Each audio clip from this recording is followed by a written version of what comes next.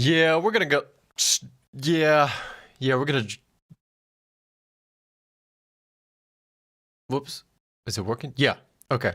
We're gonna jump straight into Mega Man X2. I didn't beat the boss on the other one, but I kind of dicked myself into a corner, and it was gonna be challenging to get through it without redoing the entire level. So it's good enough for me. I'm not a big fan of that last boss battle anyway. It's a little too ruthless. But I soaked up all the MSU-1 flavors, and that's what's important. So, I say we continue on and move to X2. X2 was the one that speaks closest to my heart. The X2 was the one that I begged for out of a Nintendo Power magazine when I was a small youngin' that I got for a Christmas present. X2 was the one that I played over and over and over and ground it into the dirt.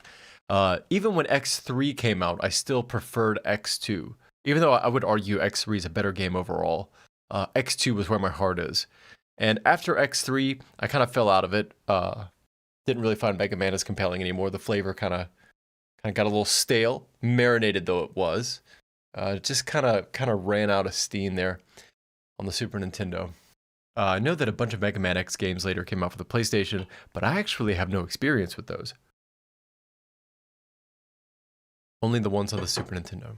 So, let's get to it. Let me stop this preview window. I don't need YouTube showing me a live feed. I've got one on OBS, thank you. Okay, let's do it.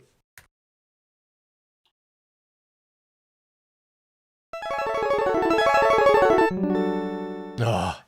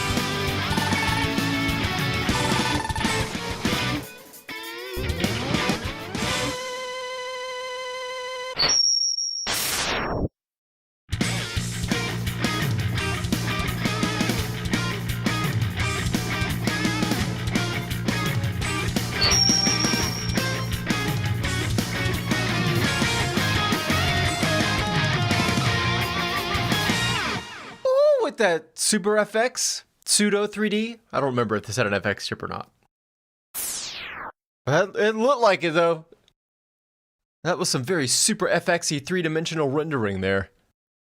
Is our controller good? Good? How are we? Yeah, I think we're good.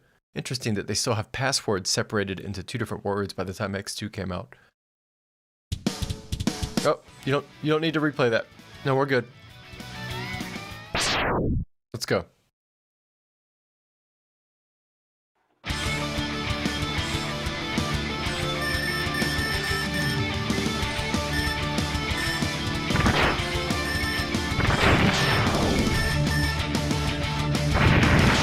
I've always wondered about that biker that gets lit up there, who that is.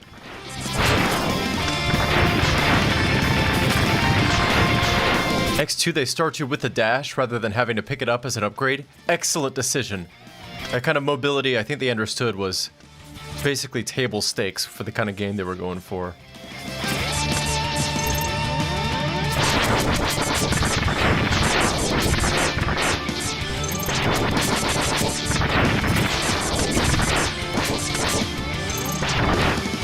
The sounds in X2 are crunchier. They're better layered.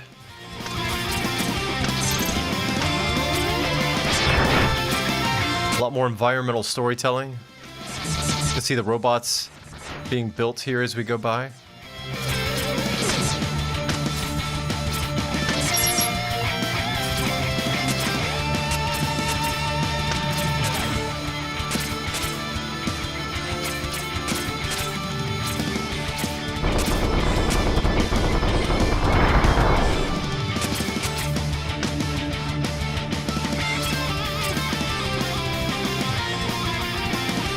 Take that note, actually. I've got some notes over here going.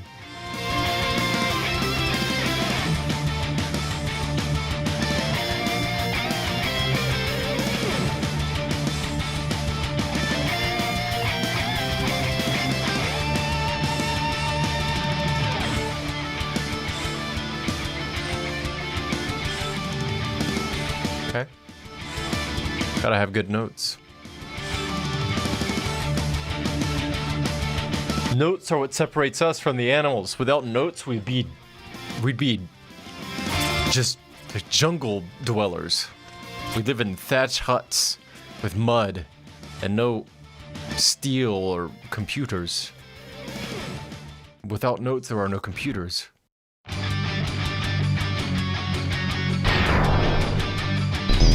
Big and spooky, but super weak. Just blast them. Watch how much a charged blast does. Get out of here. Ow. I don't ever go down here. Is there anything down here?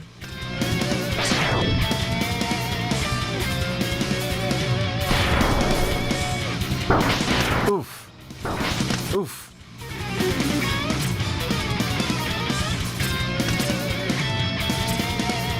Oh.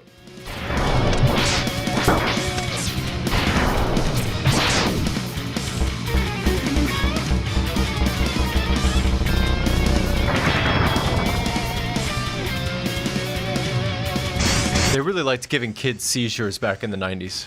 It's pretty cool. They didn't give a fuck.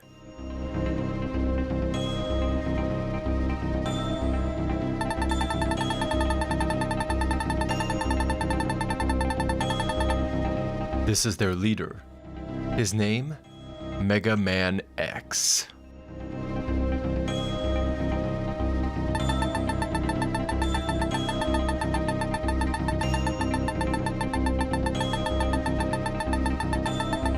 I need another note there. You see that? Slower text being rendered.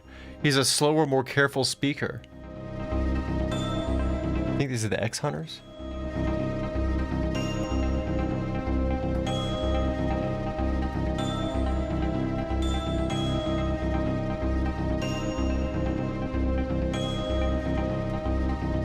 So good. See that? Yeah, they speak at different rates. Not something I picked up on as a kid.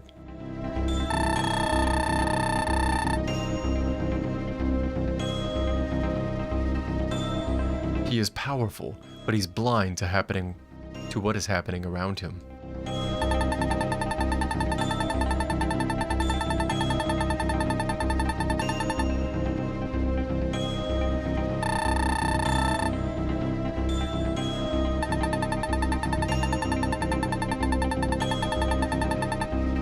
If I remember, they will randomly disperse these little bosses you see here in between the levels as mini bosses, such that when you finally get to the final stages with Sigma, you've defeated all of them. And I think you have to do like a secondary fight with them, or the levels change, you have to go back and do them again. I can't remember, it's been a long time.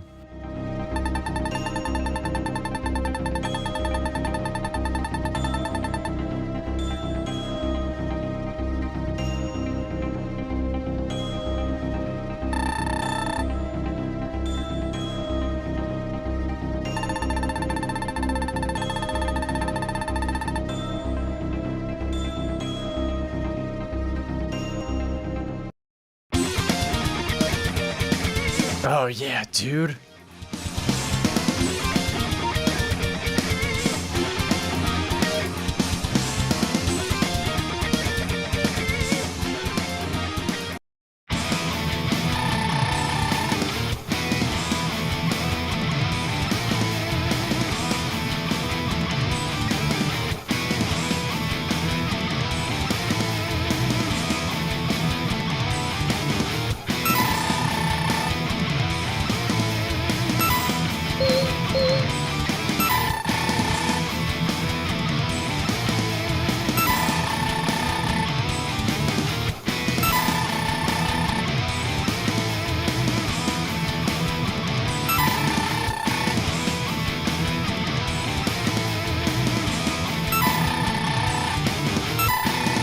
Hold on, let's just appreciate this.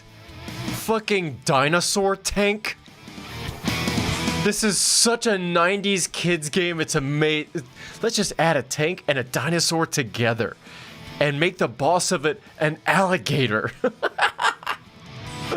Oh, you can't make this shit up, it's so good.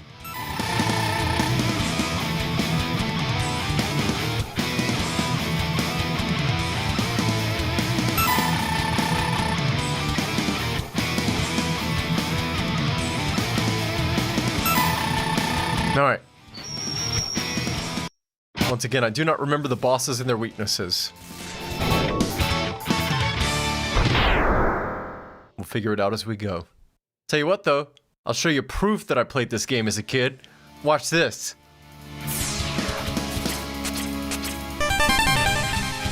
They don't teach you that in high school. Little hidden power up there. Oh, careful.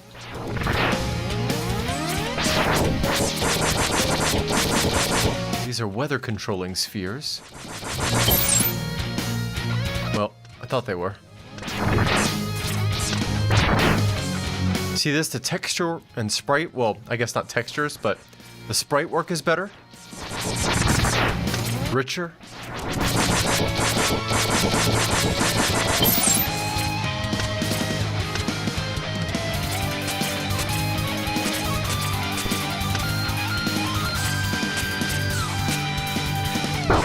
No. Anything up there? No.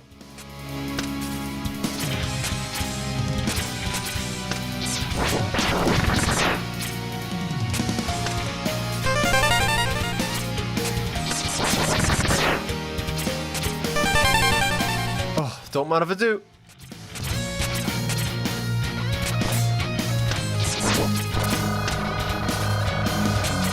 They're way better at hiding stuff in this game.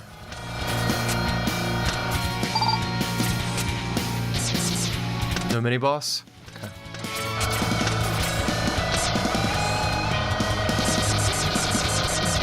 The sounds are so much juicier. Whoa!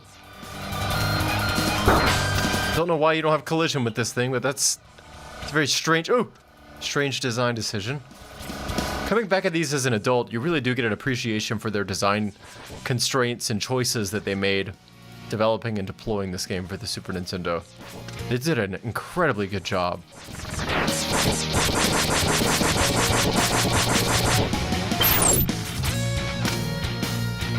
I love that this is ideally a weather control thing, presumably. Because of course it's a sphere, right? Whoa! Slightly more randomized enemy movements. Hold on. I need to take that note too.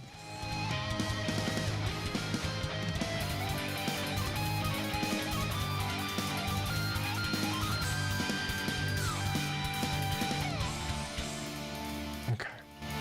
Start some capture.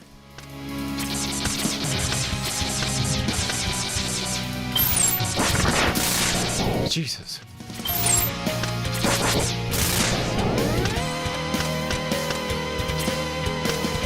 Some movement here. Nope.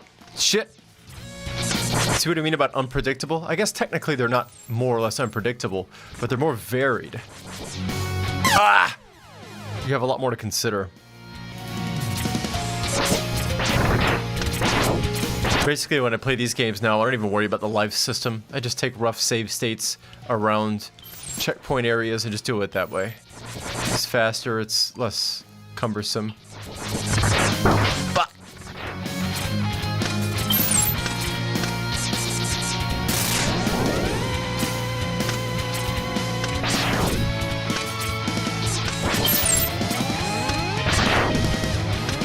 Oh, God.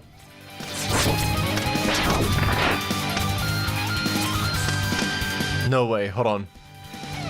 Oh, it's gone. I was gonna try for it.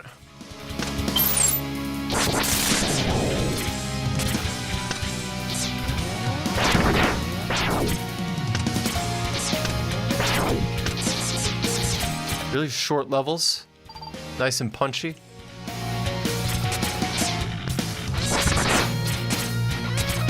God, I know these levels like the back of my hand, man. Most of them, anyway.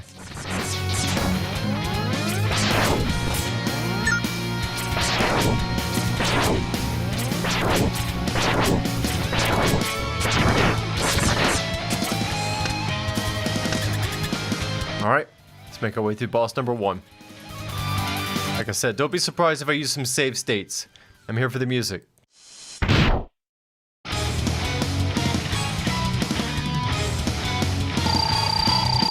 Let's get it. Oh.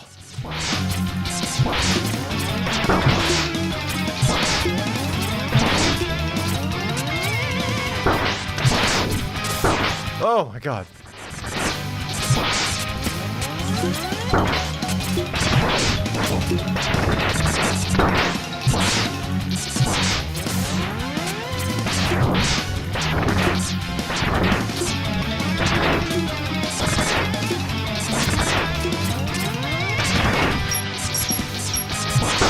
Oh my god, you son of a bitch. Oh.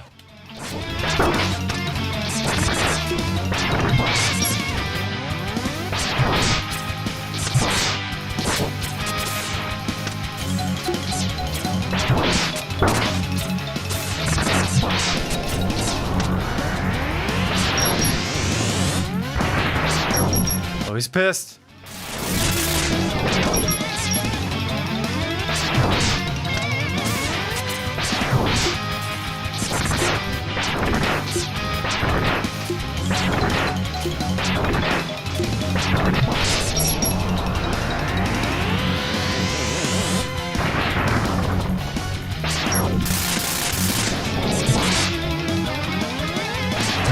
Oh yeah.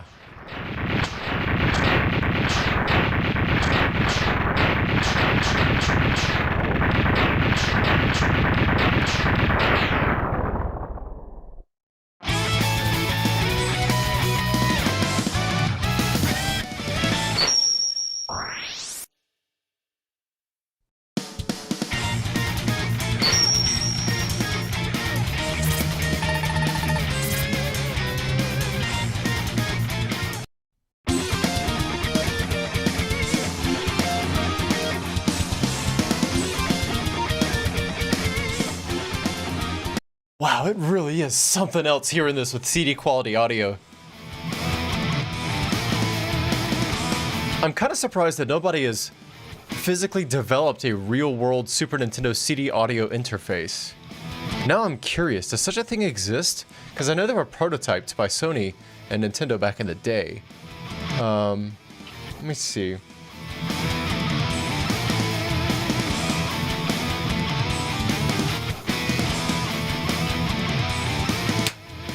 There is indeed an engineer working on a hobby project.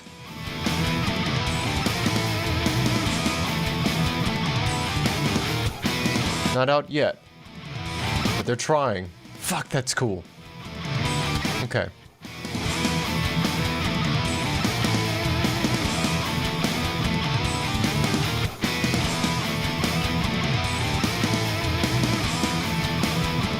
Let me look at some extra information here. Give me one moment.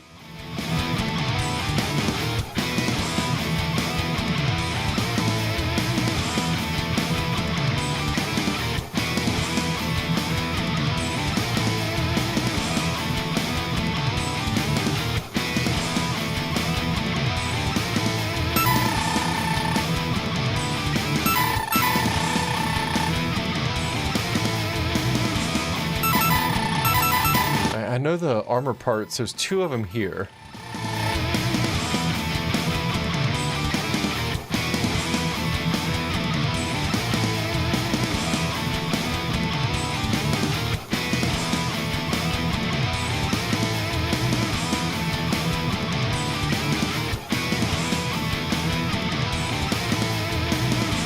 Okay.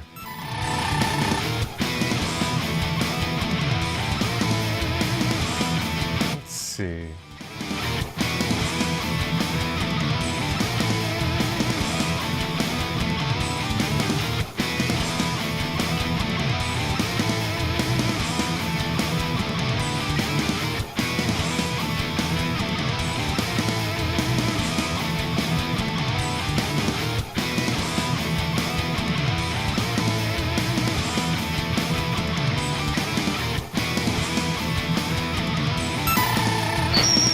Go here.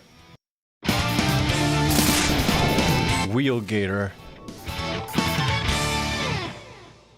God, this game fucking slaps. Fucking 90s, man. Had to have been there.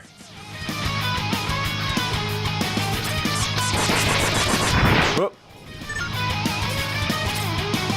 Oh yeah, they won't let you up there. Whoop.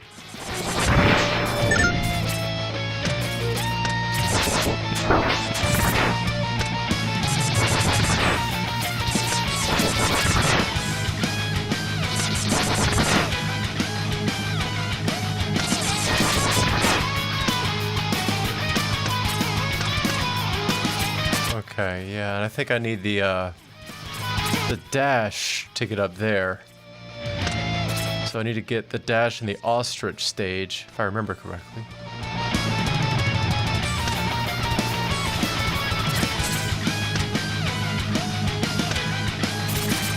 Son of a bitch.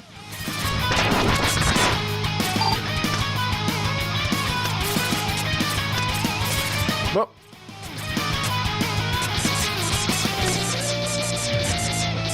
Oh.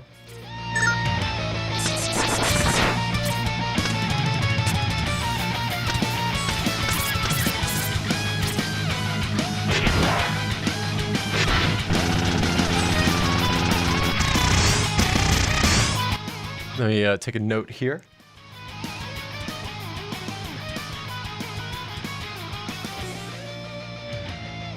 Temporary armor that you can get is upgraded with charge abilities.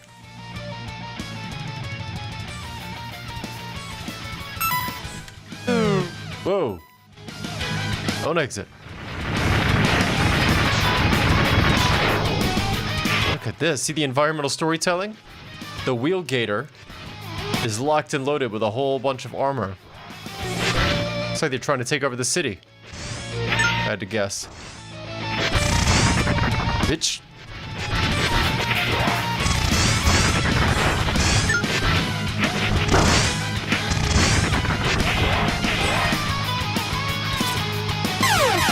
Walked right into that. Thank God for save states.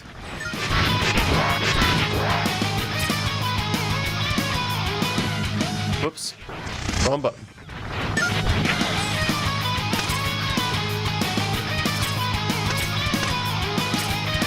Probably gonna get a suit of armor and go backwards. No, I need the dash, I think. Yeah.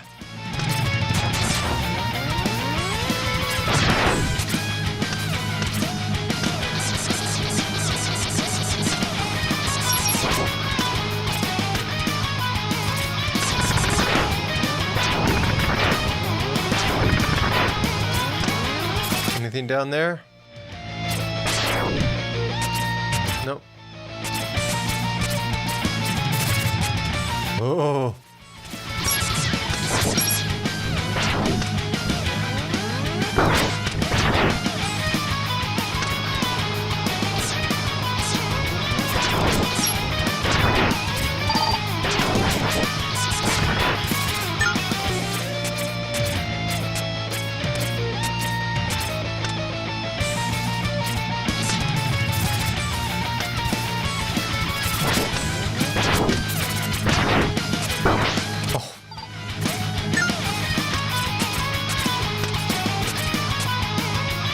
Oh, well, whatever. Keep it moving.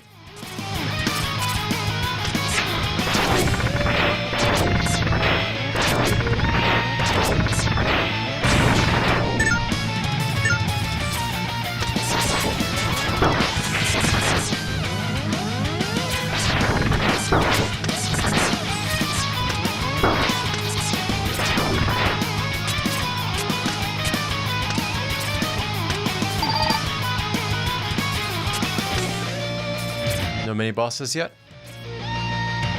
Fuck!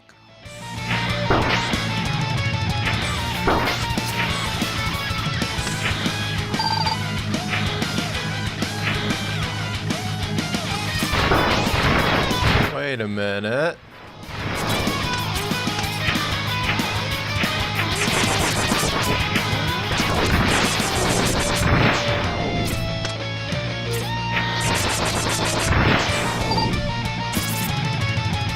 Ah, okay. Actually, I didn't know that was over there. There's an item hidden back there.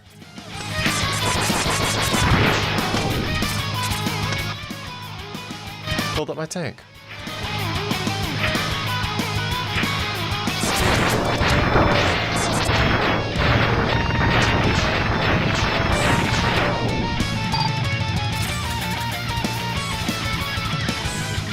Of course, when you're a big bad boss, you gotta make the level look just like you.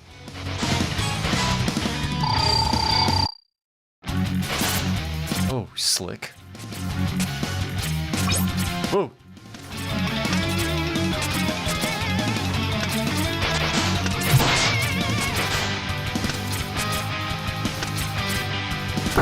Oof.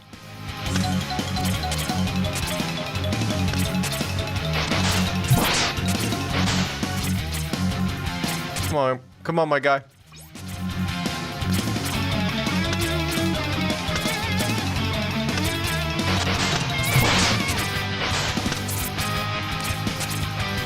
That's all you got, really? Can't do any better than that?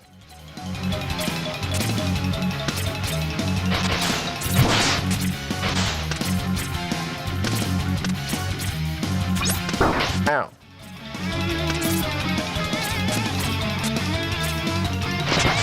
Oh my god!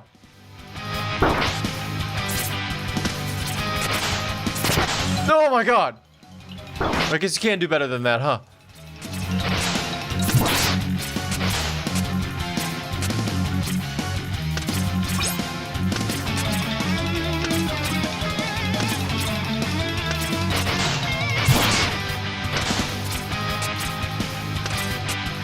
Come on. Come on. Oh, even the wave size changes. I never noticed that.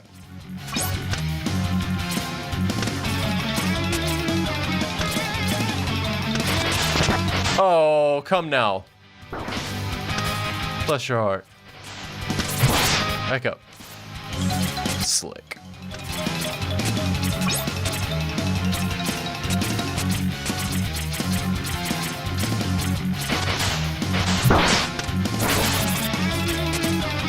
Come on.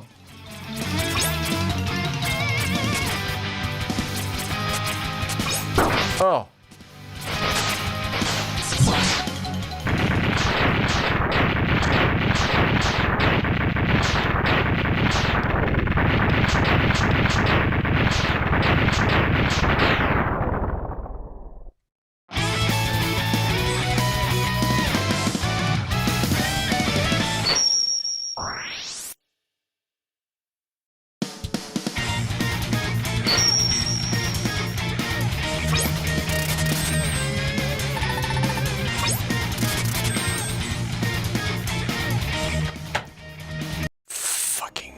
Japan slaps, dude.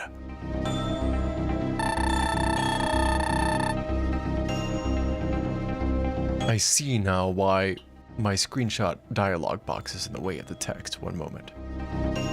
I see now why Sigma fell at the hands of Mega Man X. Yeah, cause I'm a fucking badass. Cause I'm bad ass. That's why. I'm a 12-year-old child with a Super Nintendo. Of course he fell at my hands. I'm a professional gamer. He is quite formidable.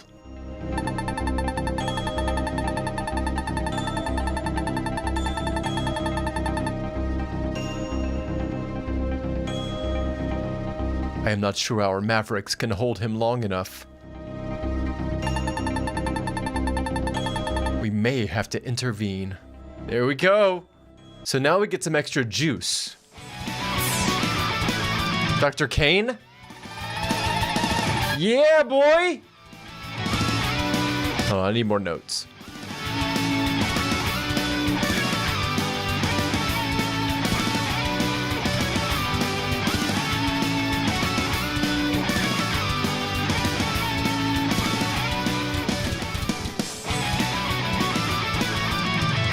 MSU crossfade there, not the best, but I'll take what I can get.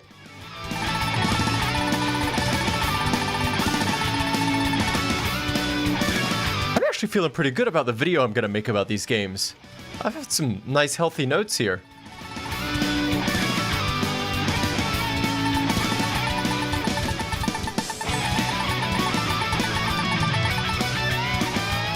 We have all Zero's parts, yeah. Be yours if you defeat us.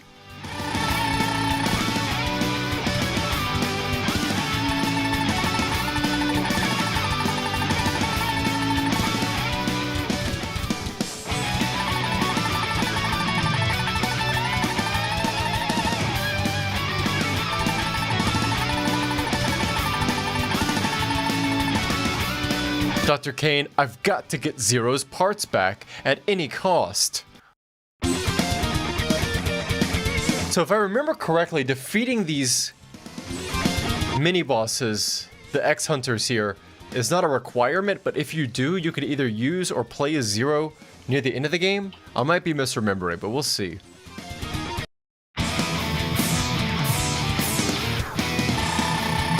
I think they're optional.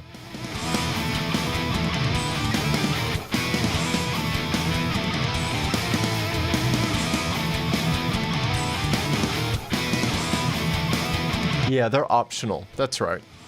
God, I do remember this game like the back of my hand.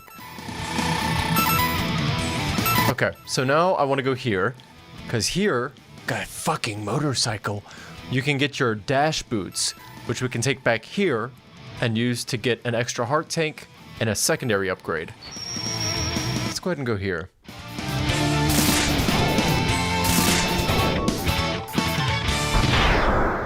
Fucking A.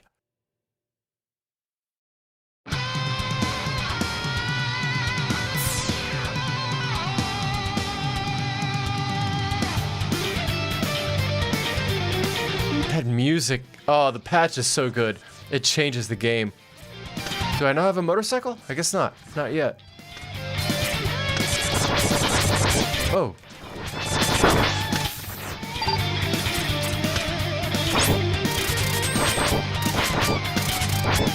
Let me take some more notes.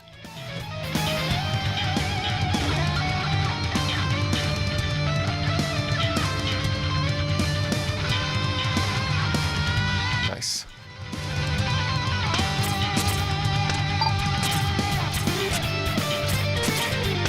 I don't remember if there was one here or not. Yeah, sure is. Mini boss.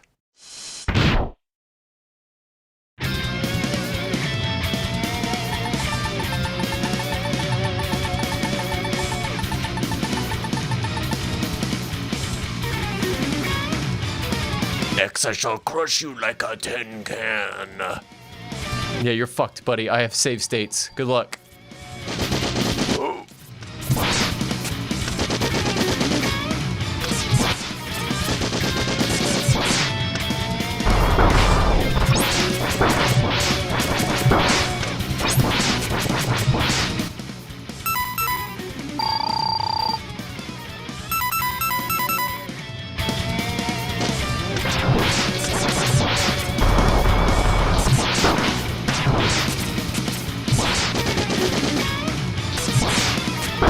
Oh my god.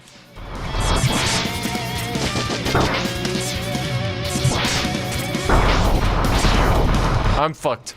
I mean, you'll be fucked eventually, but I'm fucked this time.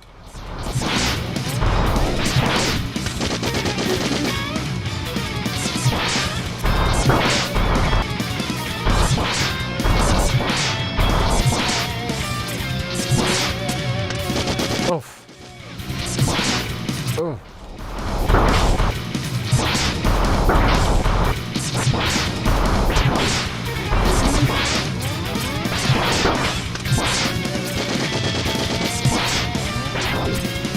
Oh.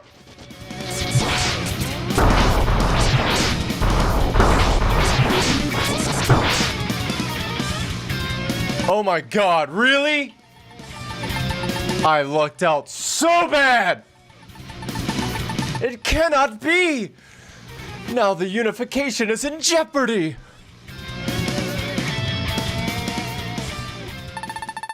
You got Zero's part number 2. God, that was skin in my teeth, bro.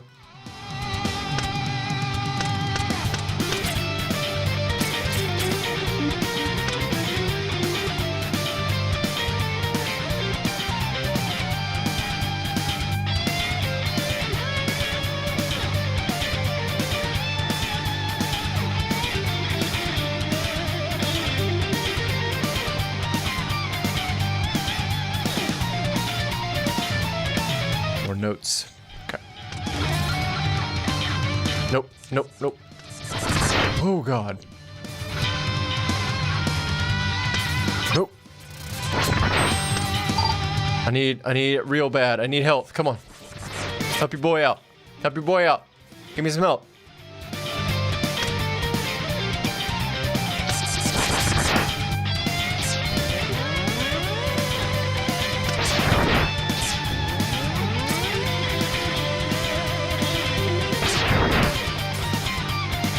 No?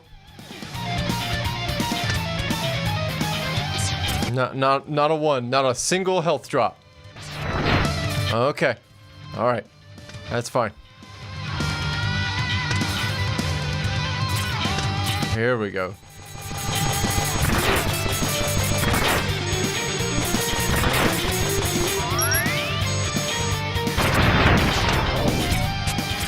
Right up here.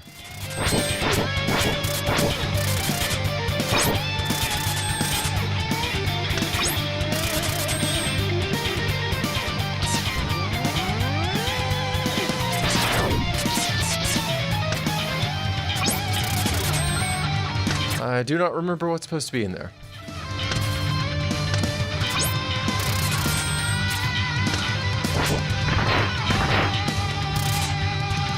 I have another bike? Nope.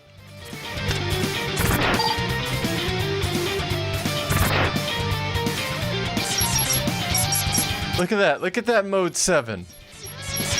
Beautiful use of mode 7. Hold on.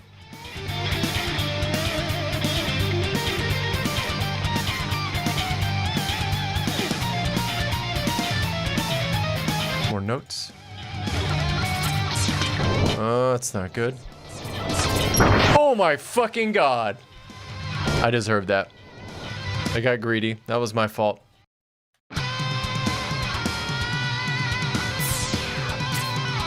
Okay, let's go. Load him up, load him up, load him up.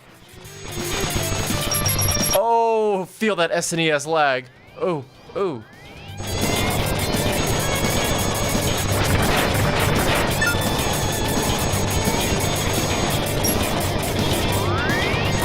Oh, fuck me. Fuck.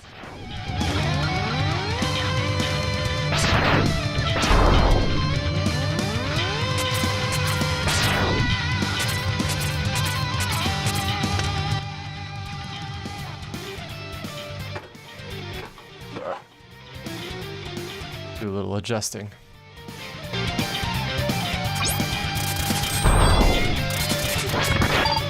Slick. Ah, I see. Okay, that's fine. Fuck.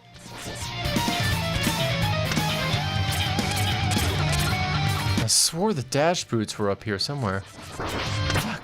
Maybe not.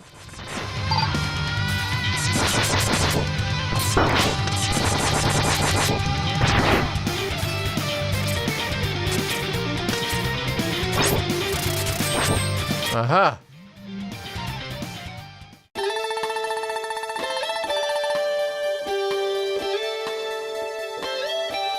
guitar solo.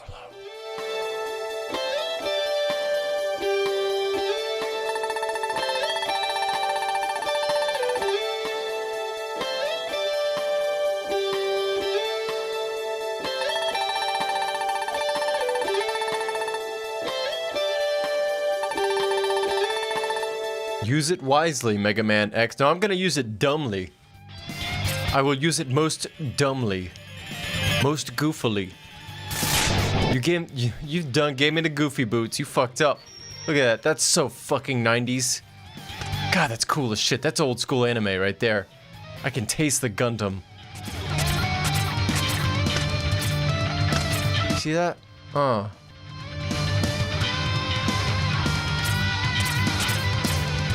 Go back and get this?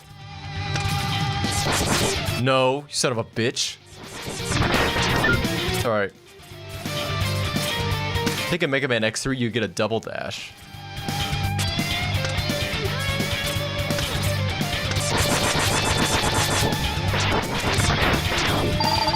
Okay. I do not remember what they're weak to here.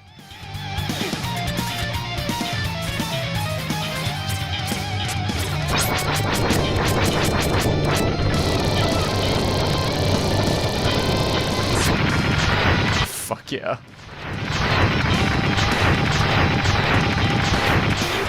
All right.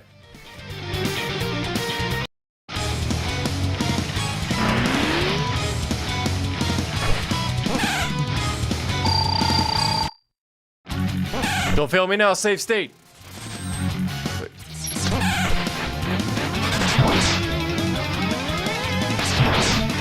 Oh, fuck.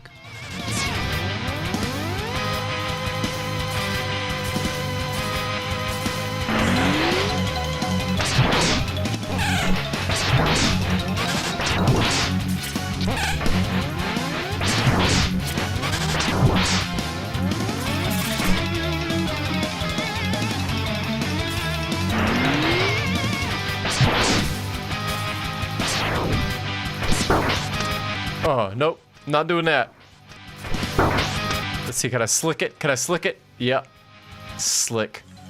Save state slickness. Come on, come on.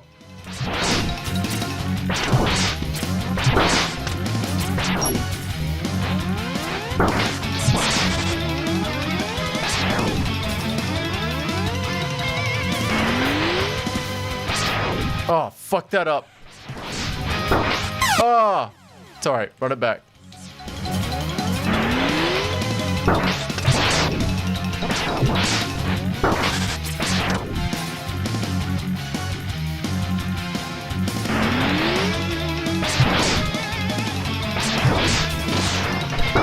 Oh! Run it back.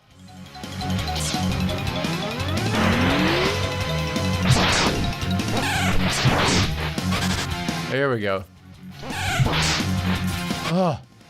Whoops.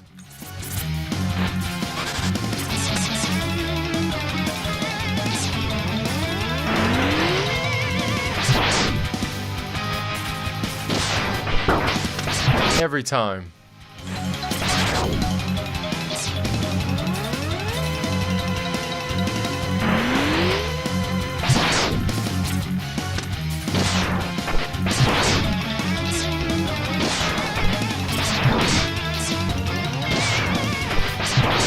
Damn! Not today.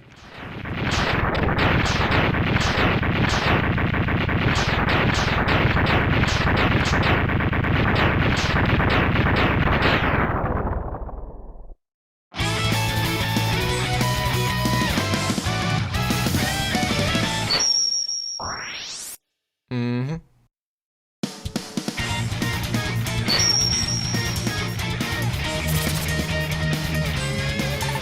Easily one of my favorite Mega Man X abilities, the Sonic Slicer. It's cool looking, it's got 2 projectiles and a little bit of randomness. Chef's kiss. Chef's kiss. Yeah, they randomized location. Okay, so now we can go back and get the other upgrade.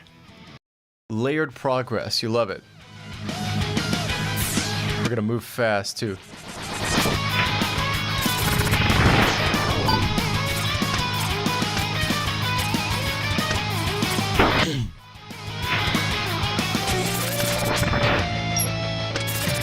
Look at this. Beautiful.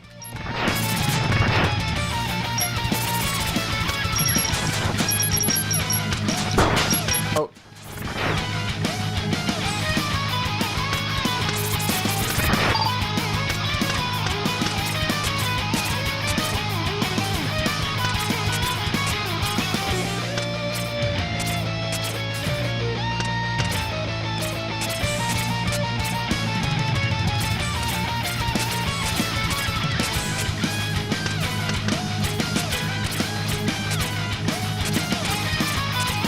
Uh-huh.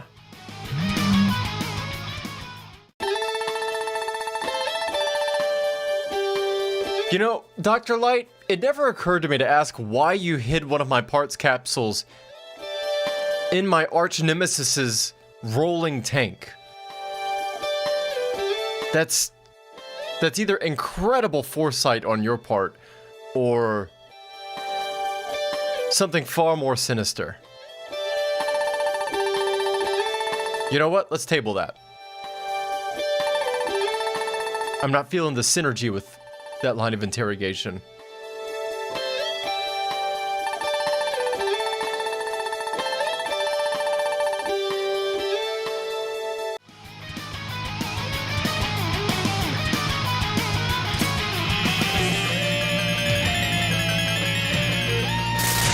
Oh, yeah.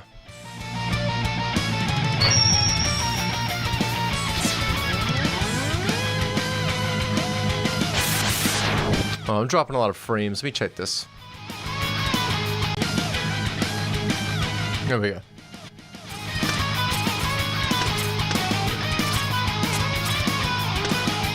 Okay. So if I just quit... Oh, I want that other upgrade too, that's right.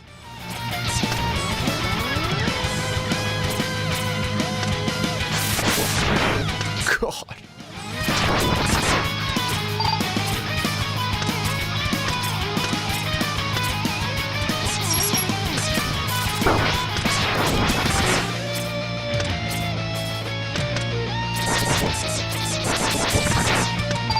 Whatever, screw it, don't care.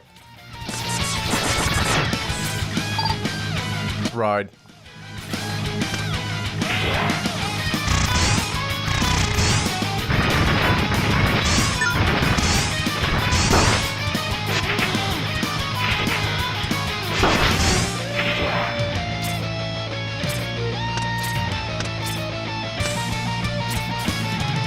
Whoa, that ain't it.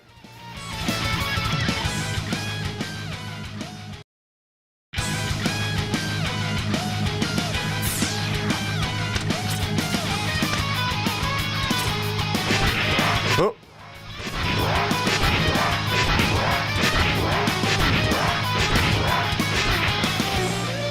I don't remember how to get up there. You know what? Fuck it. Can I just leave?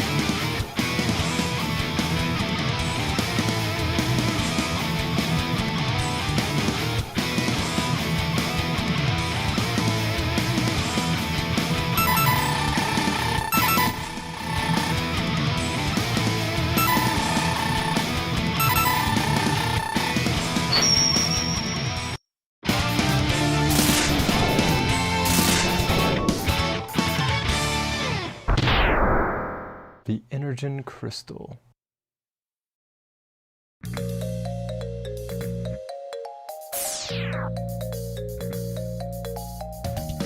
I remember pretty clearly. There's some upgrades in here. Oh.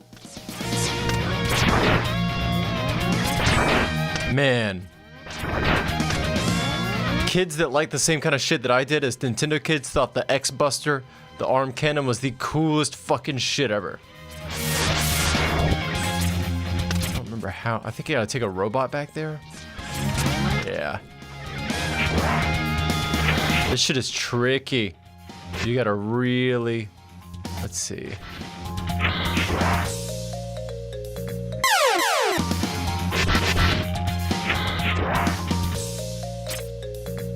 Oh!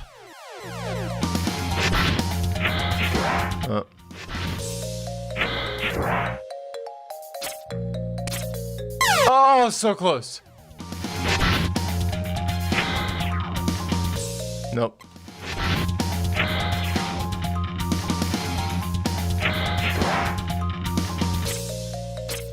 Oh. Slick. See, I like that kind of difficulty. That's not Dark Souls difficulty. Dark Souls difficulty is rote memorization. Piano roll. You learn the Moonlight Sonata on the piano, and then you can play it whenever. That's not rote memorization. That's timing, skill, tactile and mechanical adeptness. You can't really teach that. You can only learn part of it. The other part of it is tactile skill. It's a much more fluid kind of difficulty.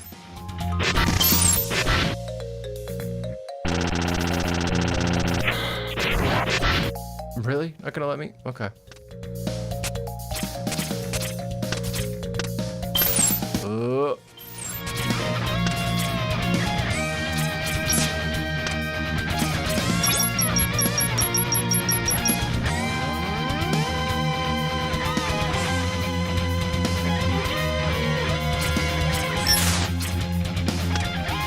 Guess you need a robot, huh?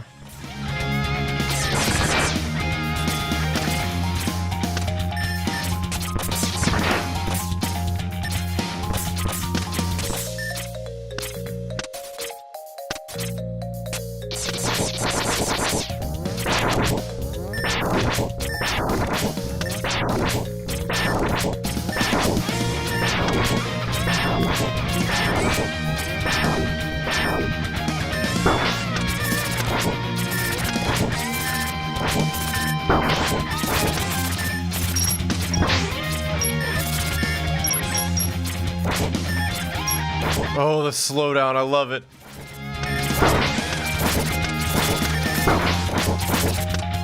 Come on, come on, come on. Where's, there we go.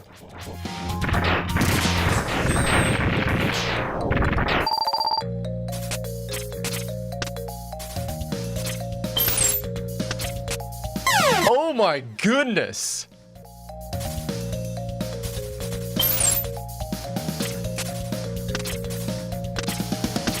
Wow, that's goofy.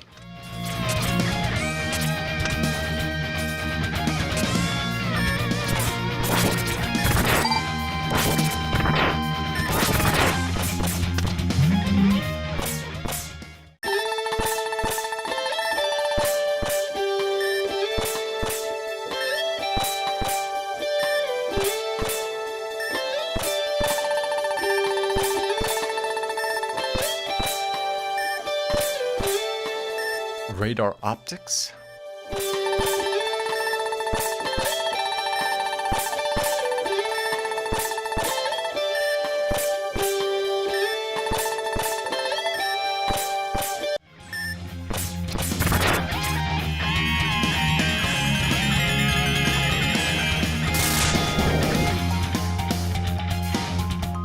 Fucking cool that helmet is.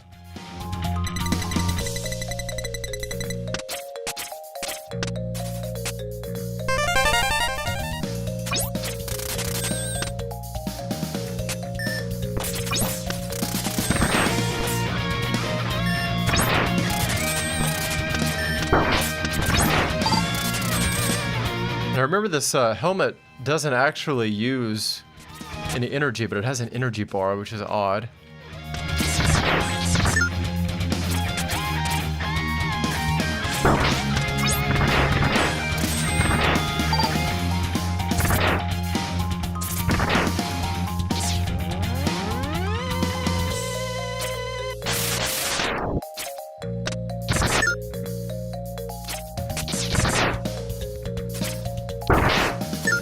Little fill-up room. Yeah.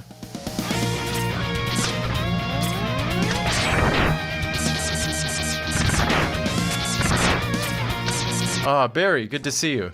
Yeah, I forgot that I was talking about those hard drives that I had stored, and I forgot I had a bunch of old MSU-1 patched games that I had been meaning to get to for a little while, and I grew up on Mega Man, X2 and X in particular. And I had all my emulation stuff set up. I said, you know what? Let's go ahead and do a little bit of it. I think I'm gonna enjoy making a video on it too, from a game design perspective, on why exactly the series was as good as it was, at least at the time that I played it. And replaying it now, I can definitely see that the developers behind this, the people Capcom had working on this stuff, learned a lot about the hardware, oh god, and the qualitative aspects of Mega Man as they developed it and went from X to X2 to X3. Just continuous improvements in the series. I'm gonna fucking die. Don't do it.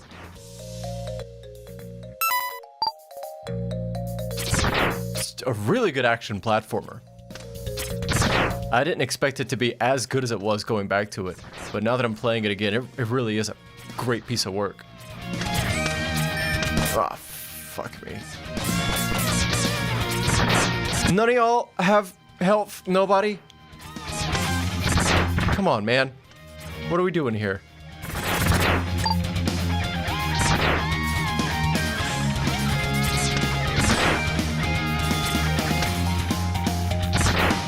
Oh my god.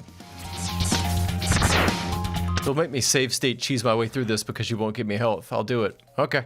That's what we'll do.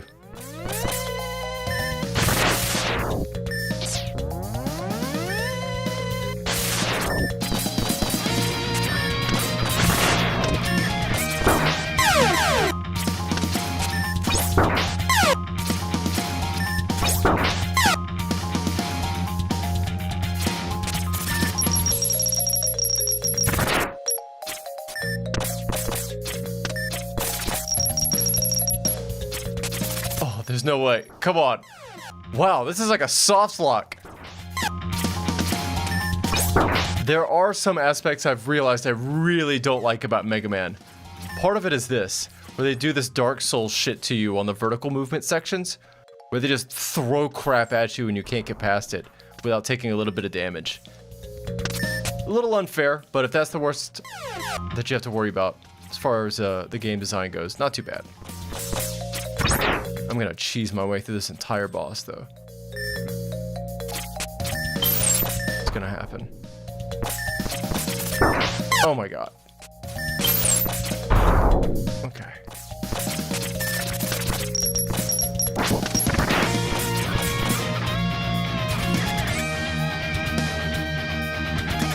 No idea which one this one is weak to.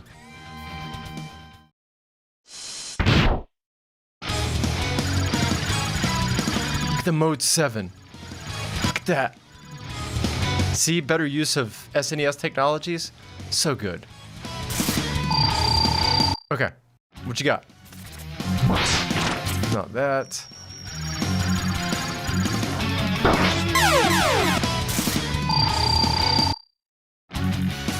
Not that.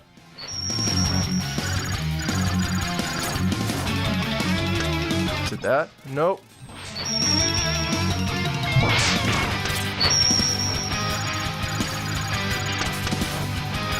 We're just gonna be doing this the hard way, aren't we?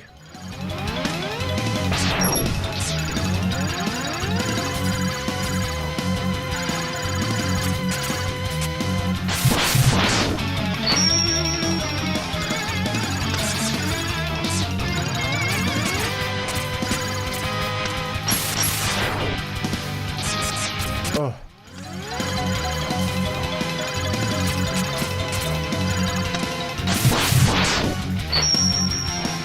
Oh god. Oh god.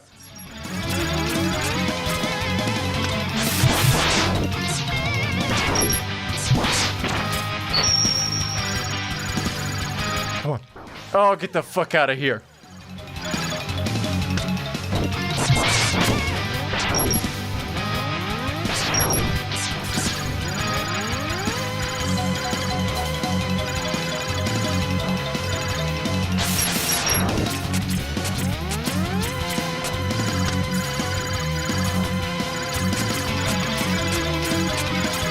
This MSU-1 patch is so good.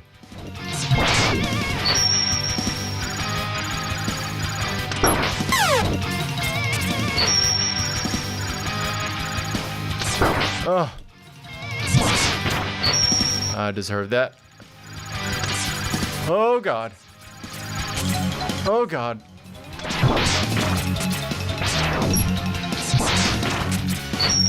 Just a little cheese. Just a little cheese on that bread. Oof.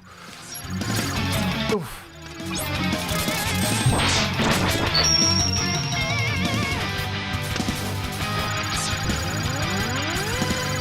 Oh no.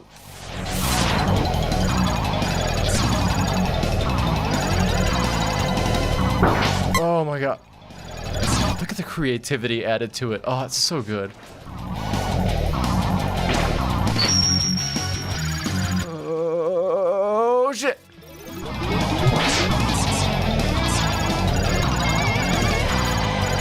Come on, come on. Come on. Oh!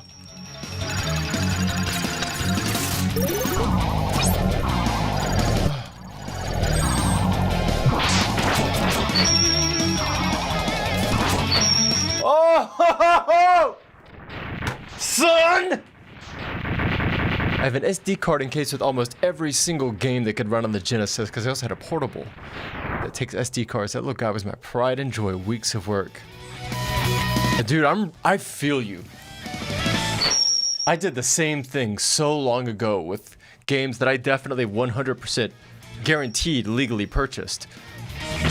Way back before there were torrents that had them all packaged together with different region releases and everything, where we had to put it together one by one. It felt so good to get those things orchestrated and put together, get the hardware and software dialed in. I've had a couple of handhelds by Anbernic and a few laptops that I didn't put Batacera on them, but they were effectively Batacera laptops just for emulation and stuff like that. And yeah, there's a part of ROM culture that it almost turns into the archival aspect of it is more enjoyable than the playing, for better and for worse. Sometimes I have to remind myself to go back and play these games that I love collecting, to remind myself why I enjoy collecting them in the first place.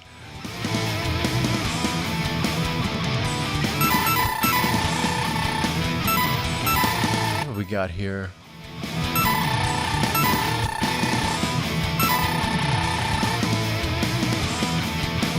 Did I miss one of the mini bosses? I think I did. Oh well.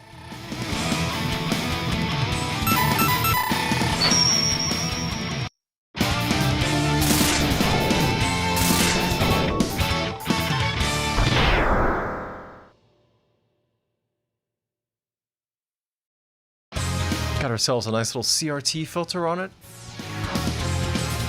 So good.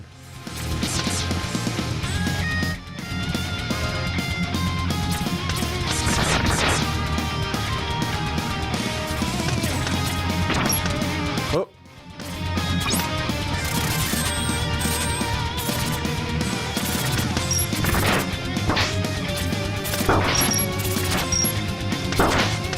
Even got the slowdown? Oh yeah.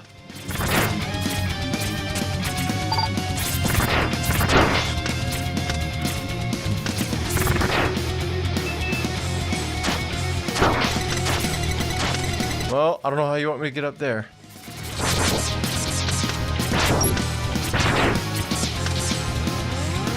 Oh, fuck's sake.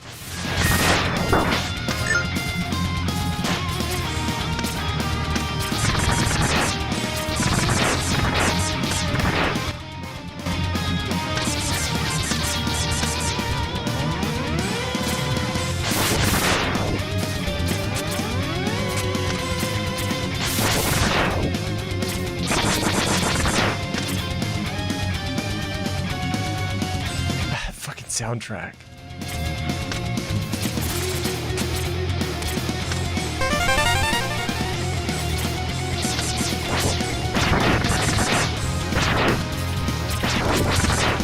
I didn't realize going back to play Mega Man X just how much it plays like Mario, in the sense that it's a really fast-paced action platformer. I never would have made that connection as a kid. I guess because I was a stupid kid with a small brain. But they're very, very similar coming back to it. Only so much you could do with a 16-bit 2D platform, I suppose, but they milked it, boy, in the best possible way. Oh wow, I just save stated right when I got smacked in the face.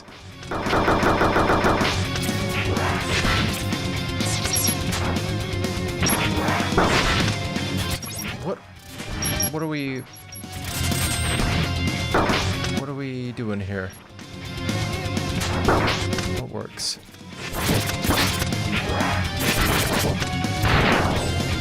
Oh, fuck.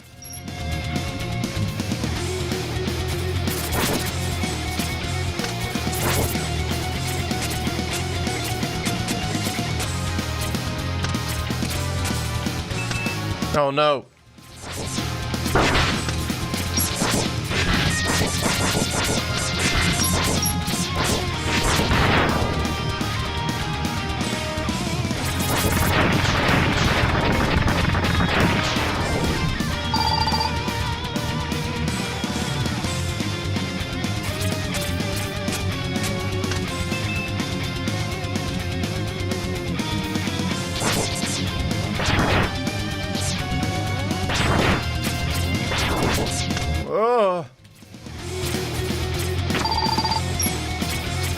Worthless. Worthless.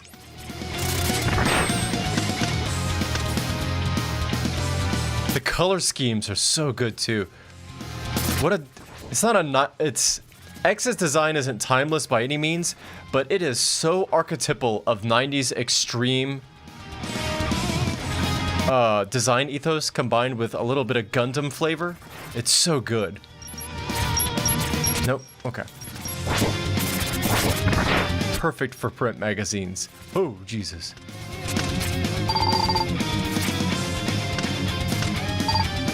Don't mind if I do. Sonic & Knuckles. Yeah, you said you were a Genesis kid growing up. Sonic & Knuckles is one I have a little bit of time with, but never as much as I should have. I did play a shitload of Sonic 2 and Sonic 1, but never beyond that.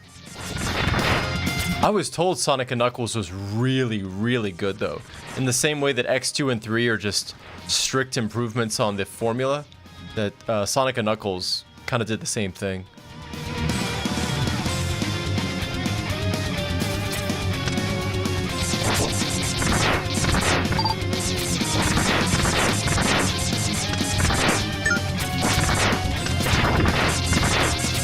Oh, interesting. I didn't know Sega released some of that stuff on Steam before. At least, you know, at one point in the past. It's tough, I guess, for games like that, because licensing always gets goofy after a few years. Oh my god. And they always seem to get yanked down after a while. I'm so glad that I back up basically everything I get on Steam. Just dump it to a hard drive and get a Steam emulator for later, just in case. I guess they'll still let you download it, of course, but if they'll take it from you from purchasing ability, I get nervous that they'll take the re-download ability at some point too.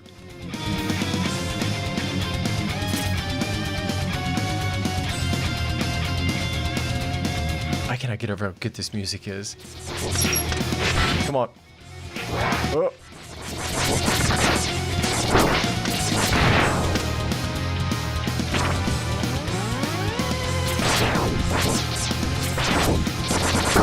Oh.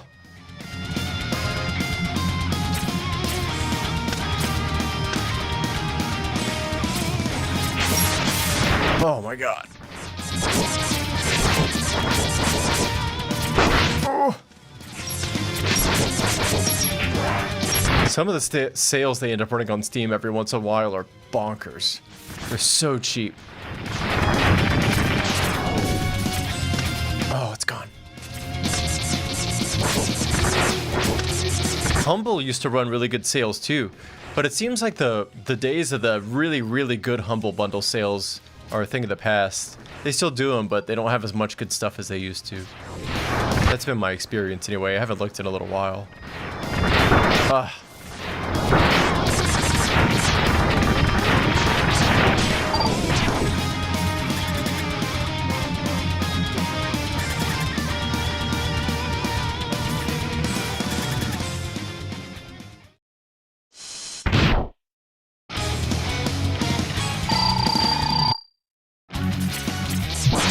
I never noticed before as a kid, but looking back, this is a magnet, isn't it? Like a junkyard electromagnet.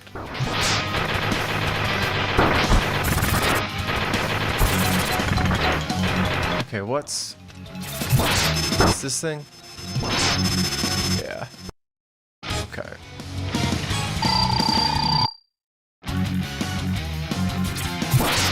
No, it's not that thing. Not that thing.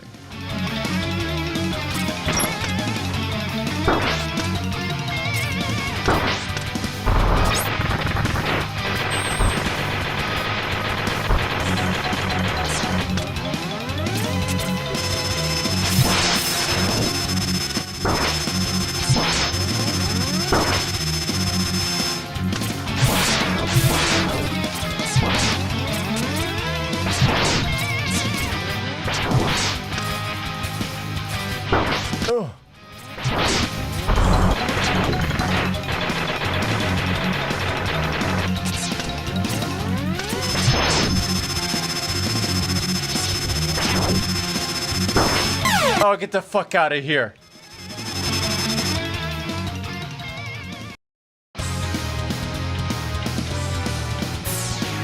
Alright, let's try this again. That's a good question. I wonder when magnetism was, first noticed. Surely before electricity. Because I think there's sufficient natural magnets that somebody would have come across one.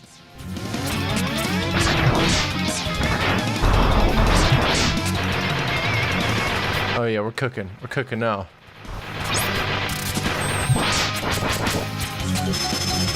Oh, no, we're not. No, we're not. Oh.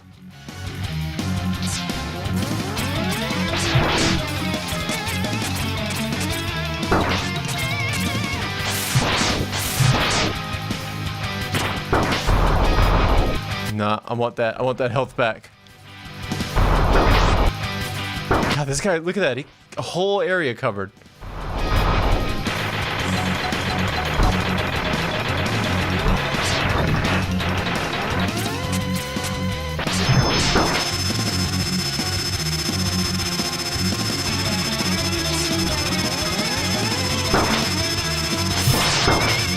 How many cycles do you have?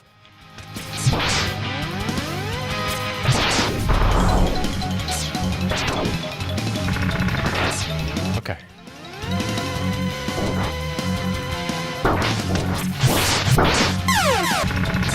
Oh.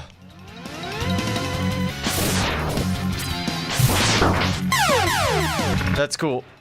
That's cool. Oh God. Oh my God.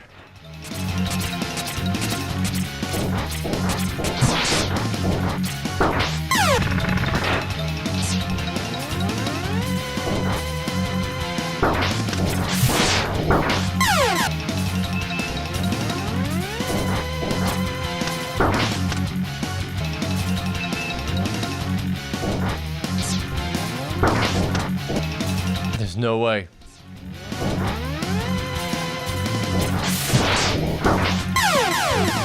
Oh, these bosses are way tougher than in Mega Man X. Oh my God.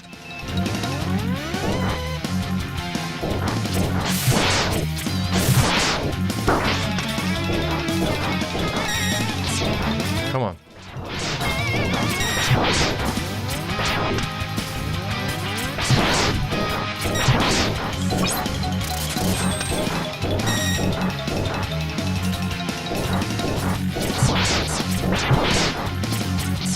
Oh my God.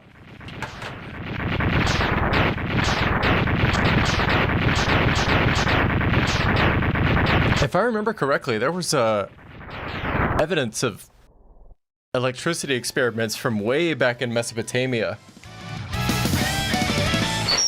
Not to say that they had discovered it, proper and formulated the laws and everything, but it seemed that there were people experimenting with voltage sources and voltaic piles and things. So yeah, I wouldn't be surprised if they ended up inadvertently creating some form of magnetism as a consequence, and we're trying to figure out what it was.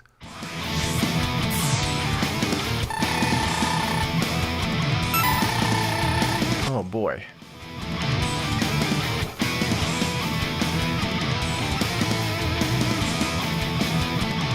Grab some water. God, Mega Man X is so good.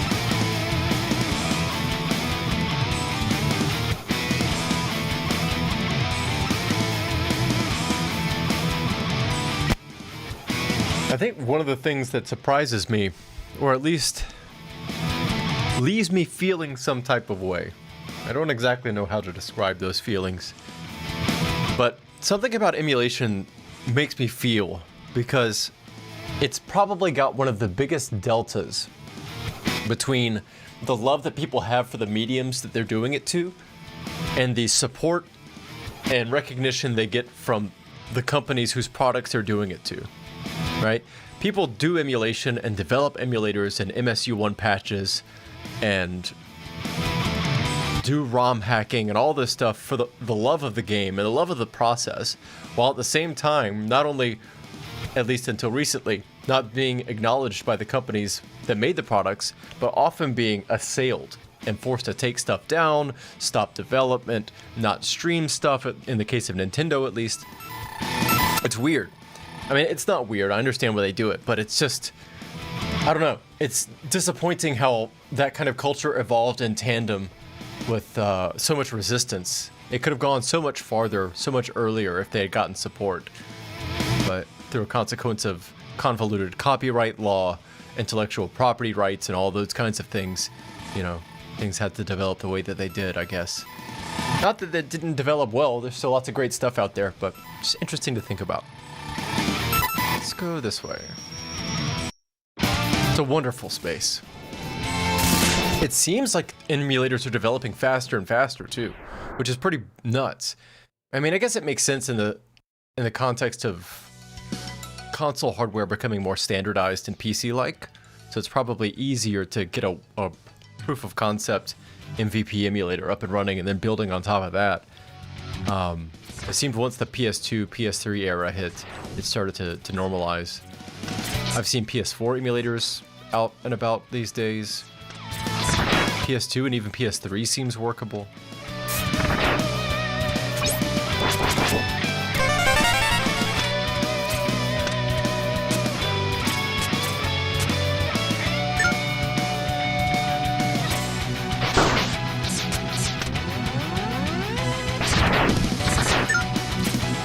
Emulation was one of the first things that made me change my opinion on gatekeeping, which is to say that I don't think if anyone can figure out how to do it, they shouldn't be allowed to do it or tell others about it.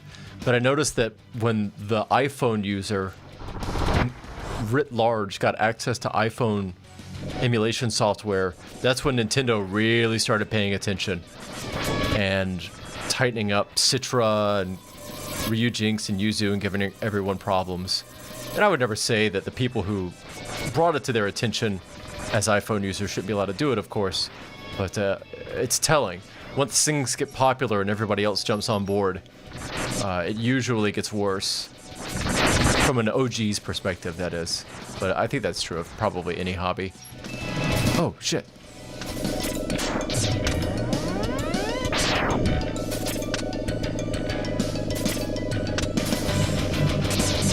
Yeah, a buddy of mine was putting Batacera on a laptop of his, and I looked at the preview trailer for it.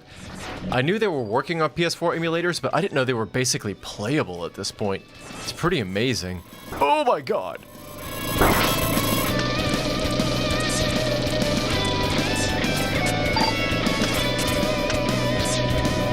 Zinnia seems to have made a lot of progress too. Even Xbox is fully playable for some titles.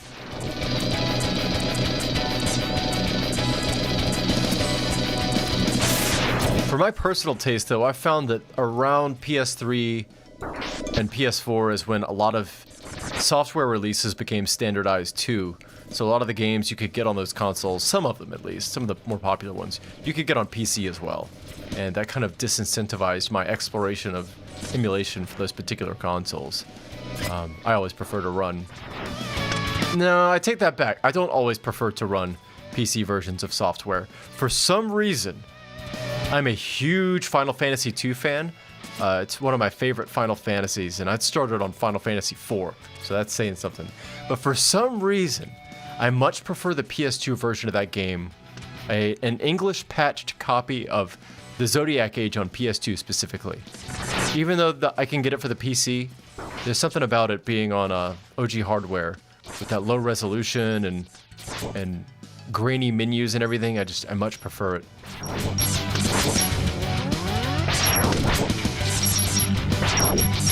What are we doing here? Here.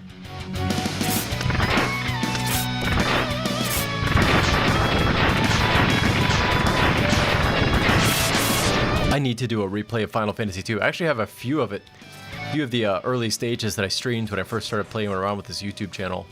But I need to go back and actually finish that file, because God, I love Final Fantasy 12. Man, it's so good.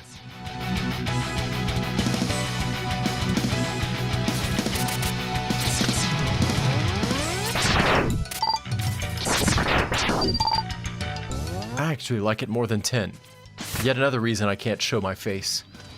You can't admit such things publicly. You'd be tarred and feathered and kicked out of town if you told people you liked FF12 more than 10. That's sacrilege.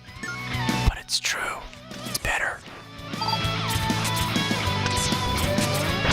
I think people are starting to figure it out, though. I've seen much more love for 12 over the past 5 years than I did. Something happened post-pandemic. People started coming around.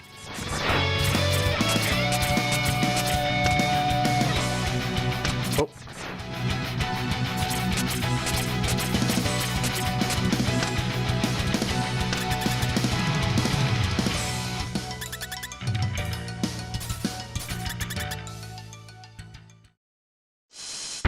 All right, let's burn a few save states, figuring out which thing is effective for you. Is it this thing? No, this is the most worthless fucking weapon. If you're just gonna bounce off of 70% of the enemies, why do you give it to me?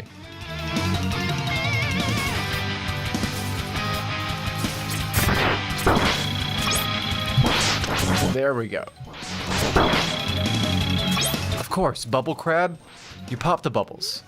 Genius. Fucking bubbles, how do they work? I don't know, and neither will he.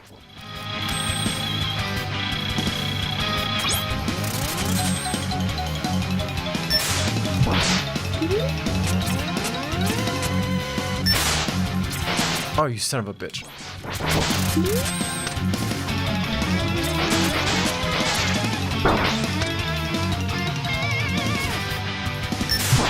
Oh!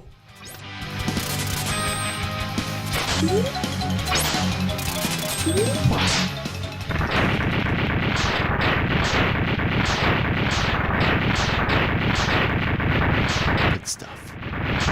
Good stuff.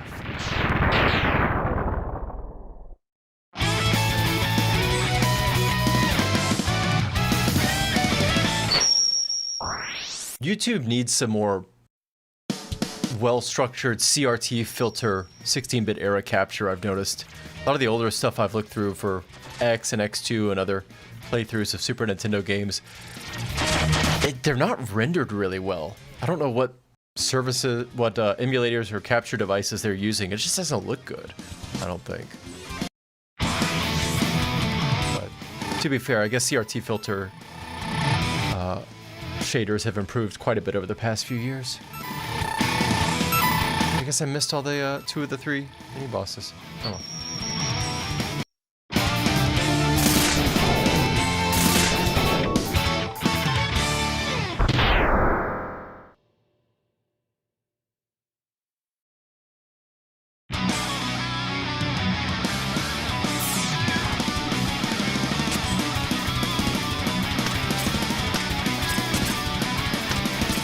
Oh man. Even this little bezel around the 4x3 screen to emulate a sunken-in TV face. It's so good. So good. Kids these days don't know what they're missing. I've actually got a CRT television that I've been meaning to use, but turns out it's kind of challenging to use an analog display these days. There's a few graphics cards that I think I can get that'll make it easy, but they're older and I have to set up a bunch of resolutions on my machine to... That's bad. It's non-trivial, I guess is what I'm getting at. Doable, but non-trivial. But the question becomes, do you want high-powered PC hardware with a 10-year-old GPU and do it that way? Or do you want to get analog to digital conversion, which apparently can do pretty well, but it's got some latency problems and then some color banding stuff and all that, so trade-offs all the way down. Sort of just getting the actual hardware. I might just need to get an SD to SNES.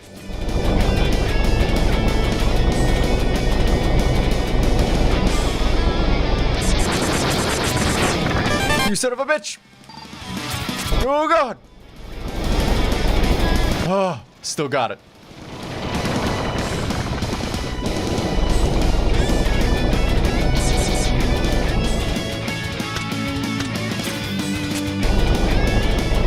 This altered beast ass introduction. Come on.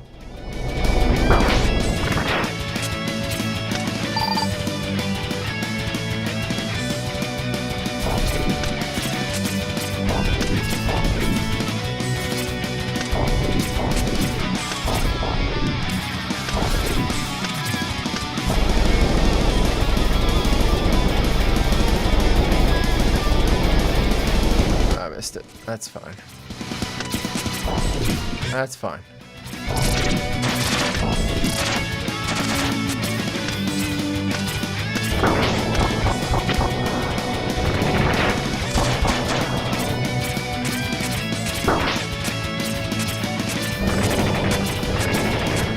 Oh, oh. Oh.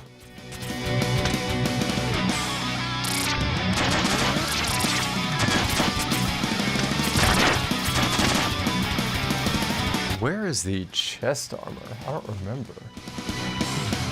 Let me see.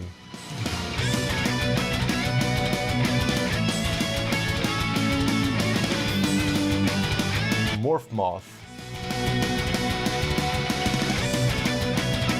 Must have missed it.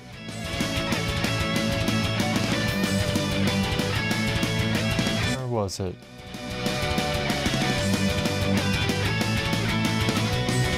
Spin wheel. Ah, that's right. Oh, no, no.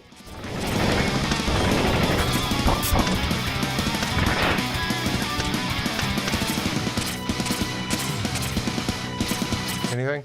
Nope. All right.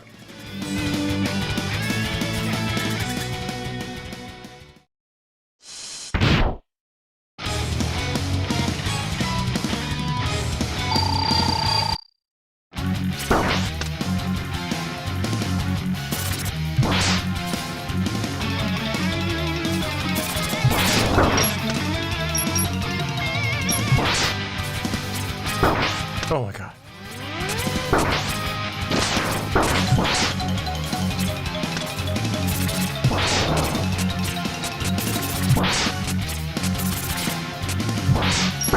Not only is this weapon stronger against this guy, but it actually has environmental benefits too because it bounces around like that.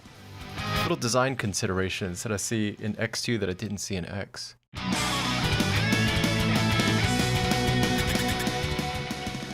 They thought long and hard about how to improve this game over the first, and they did a good job.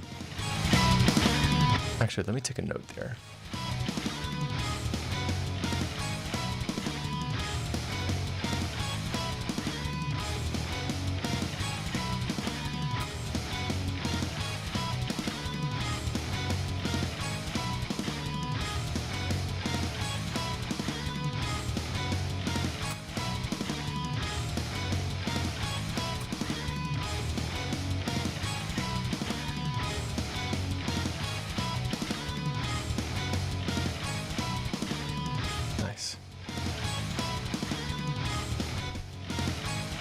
Plug my laptop into it through the TV cable box. Stream the game from my main PC. That's not a bad idea.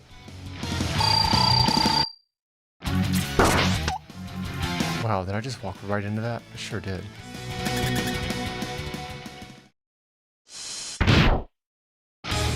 I have no cable box.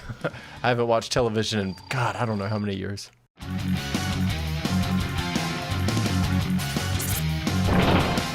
Oh, no, hold on. There it is.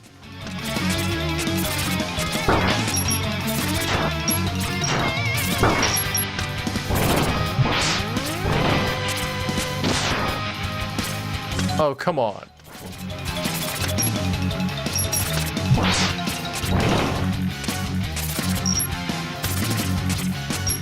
Eyes on the prize. Eyes on the prize. Do I have any? Yeah.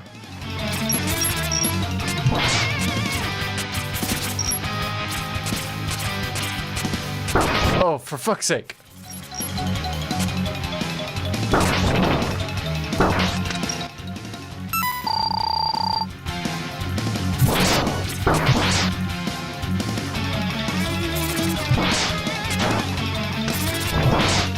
Oh.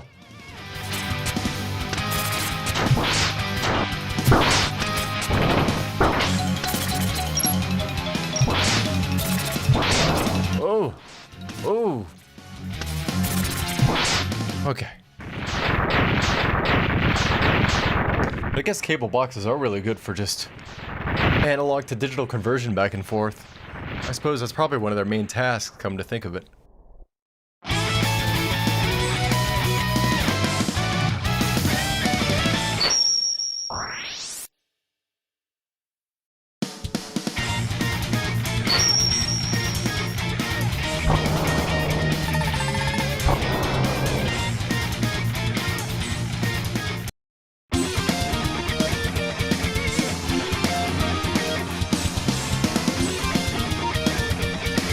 That's a good idea. Just keep the box and use it for the ADC properties.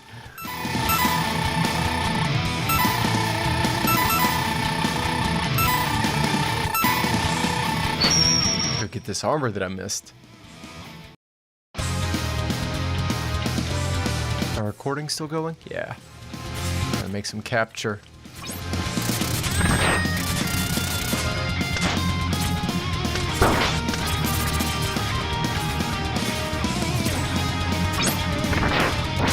Yeah, like, how were you supposed to find this without Nintendo Power back in the day? It's by chance, I guess. Or, well, probably this thing, huh? Yep.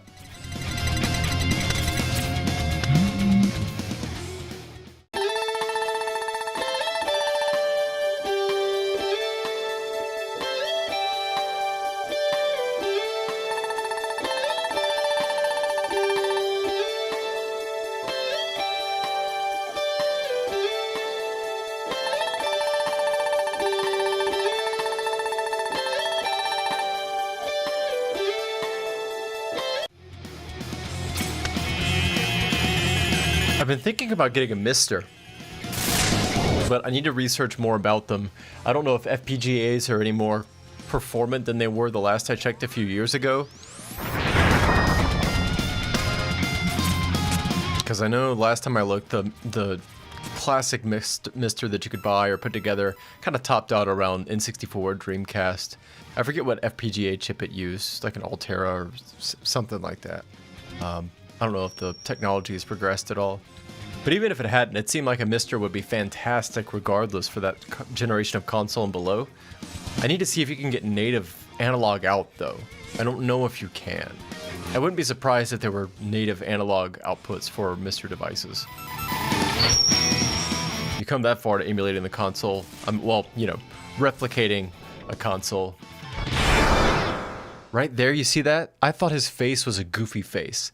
I didn't realize he was giving me a fuck you with his arms. I always thought he just took a weird, scrunched looking face on my RF modulated vision on my television.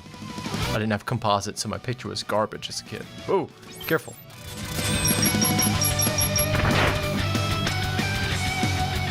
Not worth it.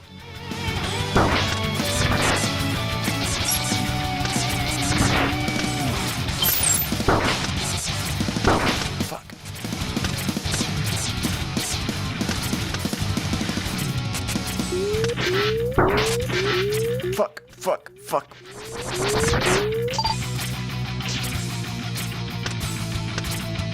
I know there's something up there.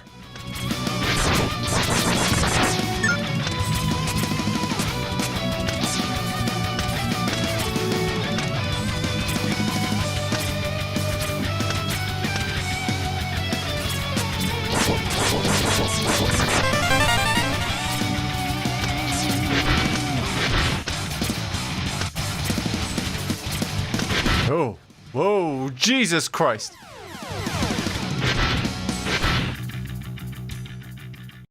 Try it again.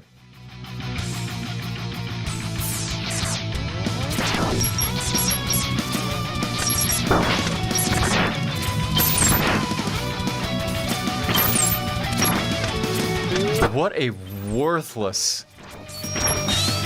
Like, it's cool when it works, but... And see, now I can't even change the weapon? Because it's stuck? That sucks. Not good. Trash.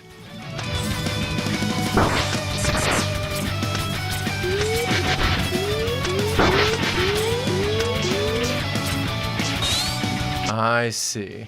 Okay. I think I see.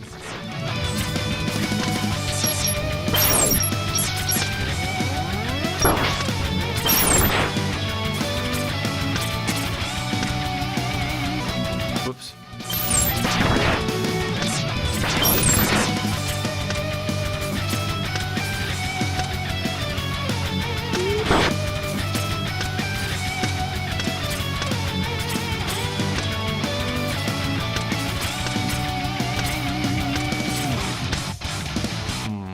Whoops.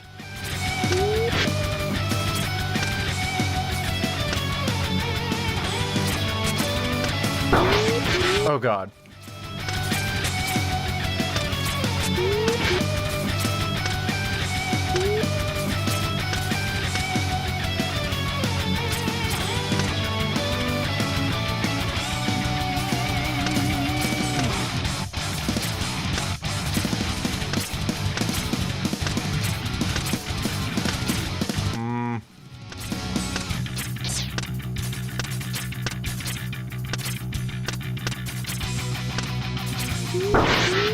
Nope. Can't jump off it when it's in the air.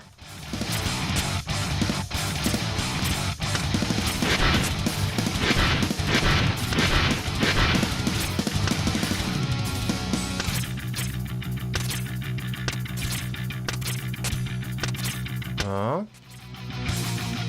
That it?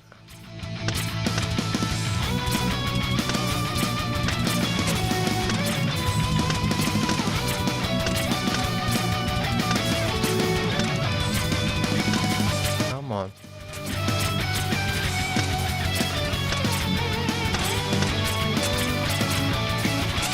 There it is. Boy, they were brutal back in the day, weren't they? Jesus Christ.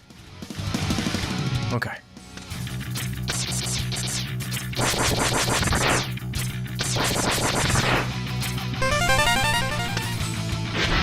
Oh.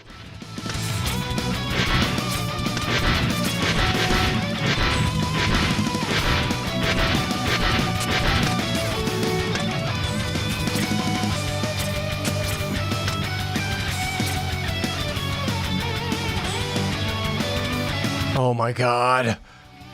I don't remember if this game had a Super FX chip. I don't think so.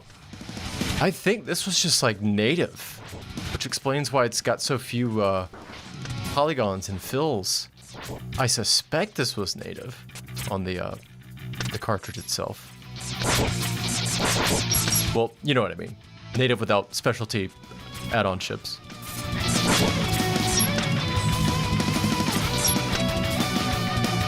That's impressive.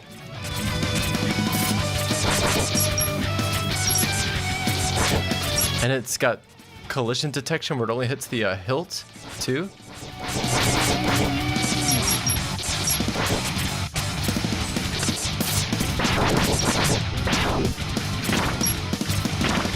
What a garbage weapon. Most disappointing part of X2 is that weapon. All the other ones are so cool and effective. Namely, effective. How much can I demonstrate how bad this one is? I just keep using it? Yeah, of course you don't do anything. How about you? Nope. Great.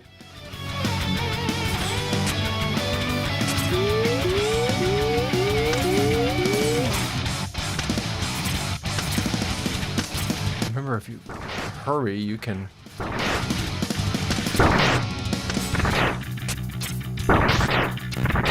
Ugh. Uh-oh. And that strengthens the mini-boss. You get seen.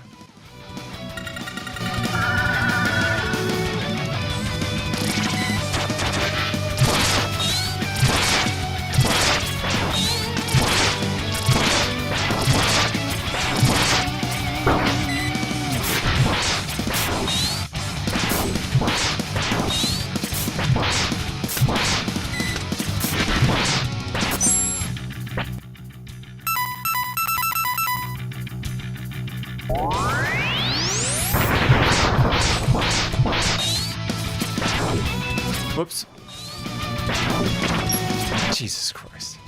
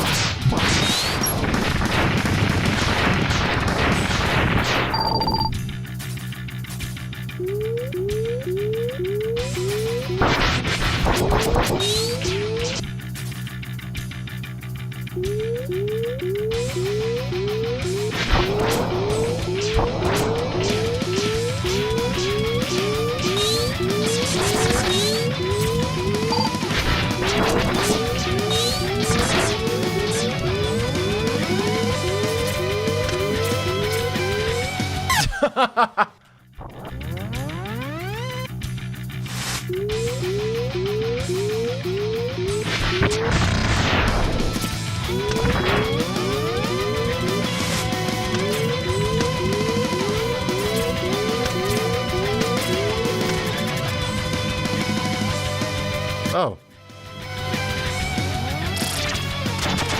Okay.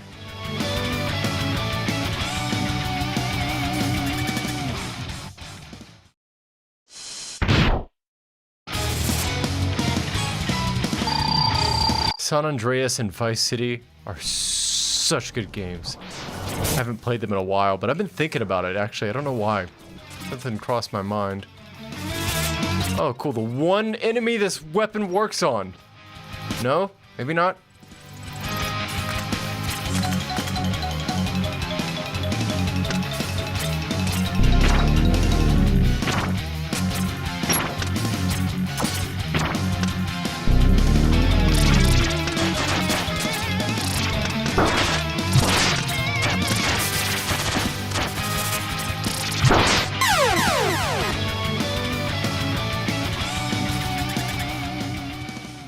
Let's see.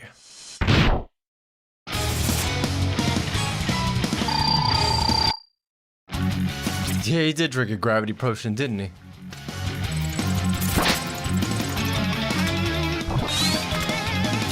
I don't remember which. One of them is effective on you. That one.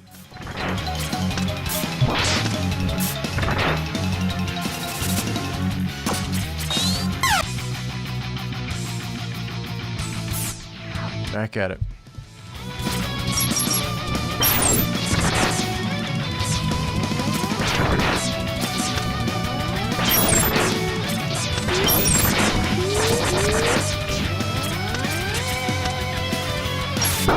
Oh my god, okay.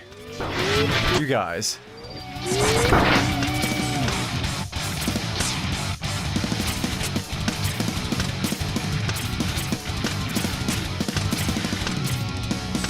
Oh, I see.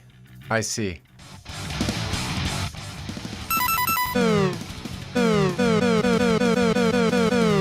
Bro, what?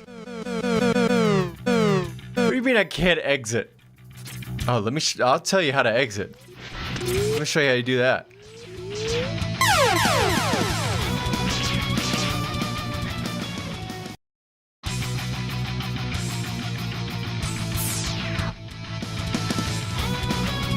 $300 each?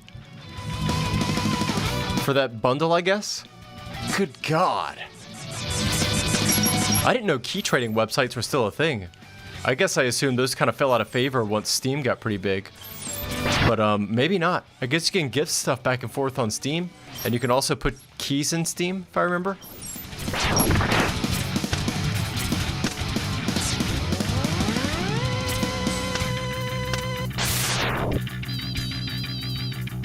Okay, how are we gonna do this? Let's...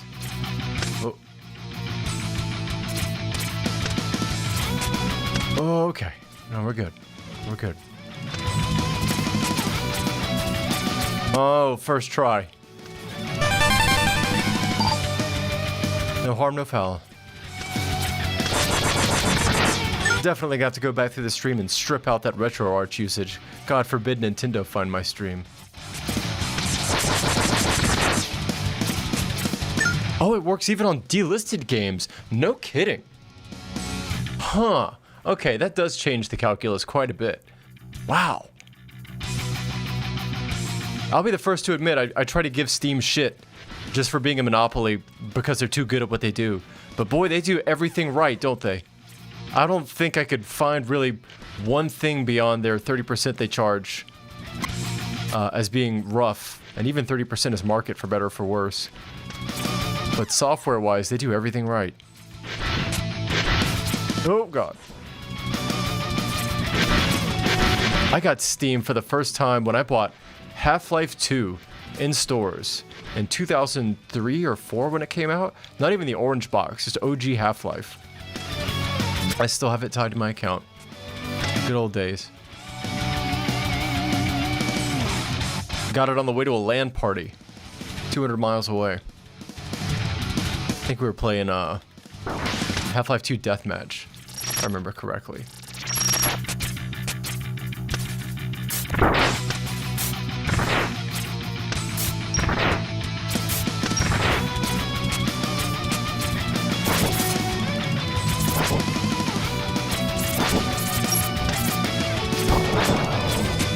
Come on, come on. Ooh.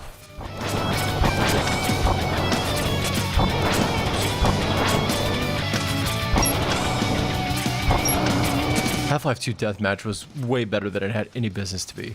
Shame it didn't take off. I mean, I guess, you know, Team Fortress 2 and Gary's mod did. It's close enough, right? Same thing. Fuck.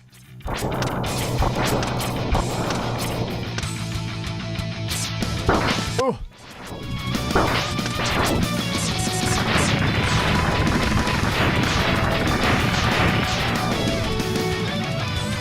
I agree. Origin and EA don't even need to be mentioned. They are so non-competitive, they may as well not even exist. And yeah, the truth is, I feel like I'm doing my duty as a person who likes markets and competition, complaining about them charging 30%, but the truth is they can charge that shit because they are that good at what they do. Their service is that good. Nobody's done it as good as Steam, and quite frankly, I don't know if anyone can.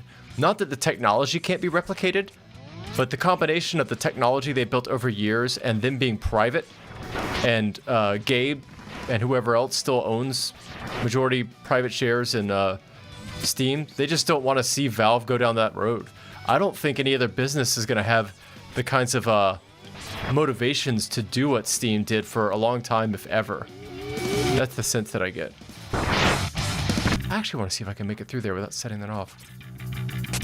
It seems to be a weird combination of Gabe and the owner's sense of how to treat customers, their technology stack,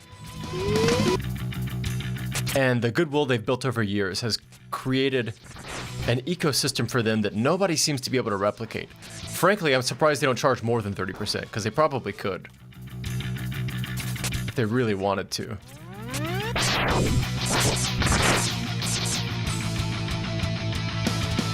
Okay. Oh. Oh. Fuck. They really don't want you to...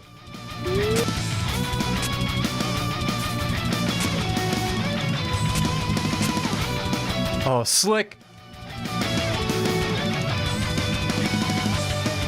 They're so good with that satellite technology they bolt onto it, right? The Steam Workshop, amazing. The fact that they slipstream in some really light touch DRM that gets them a lot of secure first-day sales without too much trouble, without overloading a machine like Denuvo does, or using, you know, kernel modules and shit, or their multiplayer backend stuff, their community features that allow them to developers to stay in touch with their consumer base. All that stuff is just so good. It shocks me that nobody else has managed to pull that off or cared to. There's clearly tons of money in it. But it seems like to have the infrastructure necessary to pull that off, you have to be a really big company. And it seems that once a company gets big enough to replicate that level of infrastructure, you end up with a Microsoft or an Amazon, which is to say they don't understand the culture of PC games and the PC games ecosystem. And as a result of not understanding the culture, they lose their ability to culturally compete. It's kind of shocking how effective Steam is at what it does and how little interest other people have in going elsewhere. I mean, I guess it's not that surprising. Nobody else has got a compelling product. Yeah, I do love to give them shit, but frankly, they do it better than anyone, and they have for 20 years. That day will probably come to an end, but I don't know when that's going to happen, and I don't know what it's going to look like. I couldn't even picture what it would look like. It's going to take another incumbent a decade to build out the infrastructure and culture necessary to replicate that. Wow, did I get you in a... Huh. Hey man, I'll take it. Do a little Zen meditation. Oh!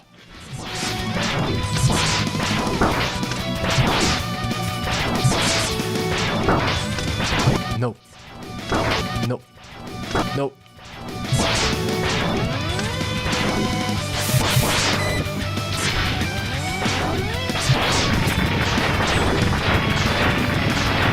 Steam Workshop is great. Even when I don't use Steam. Even to launch games that I bought from Steam, I don't really use Steam. Proton, I use through UMU, which it's basically just a Proton loader that you can get for Linux, and it fires up everything as if it was Steam. But even Steam Workshop, they'll let you download all that stuff with your Steam account through the Steam CLI interface. So I don't even have to use the Steam GUI, which is how I prefer to do it, just use the command line. But they didn't have to do that. They could have required everything to go through GUI, the Steam GUI, so they could get, all their performance metrics and all that garbage, but they don't. They do the right thing and let me interface with their API however I choose to. It's so good. I forgot they do live streams too. Damn. There's a game coming out pretty soon from Edmund McMillan, Mugenics. Kind of interested in playing it. It looks like it's going to be incredible. He's been doing a lot of marketing, so, he's talking it up, but he's got to, because that's his product. But he's not the kind of developer that would talk up a game that can't deliver on its promises. And he seems to be suggesting that Mugenics is going to be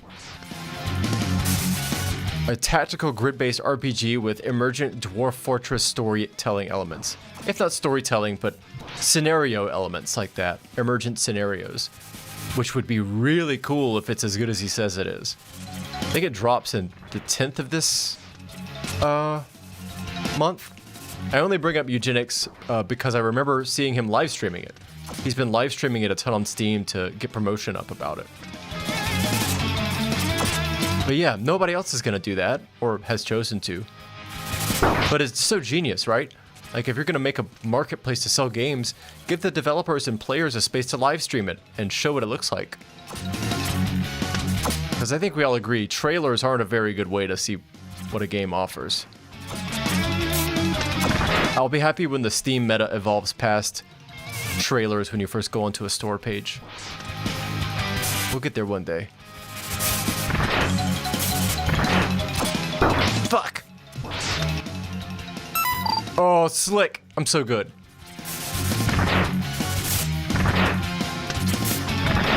Oh, fuck off, dude. Fuck off, dude. No!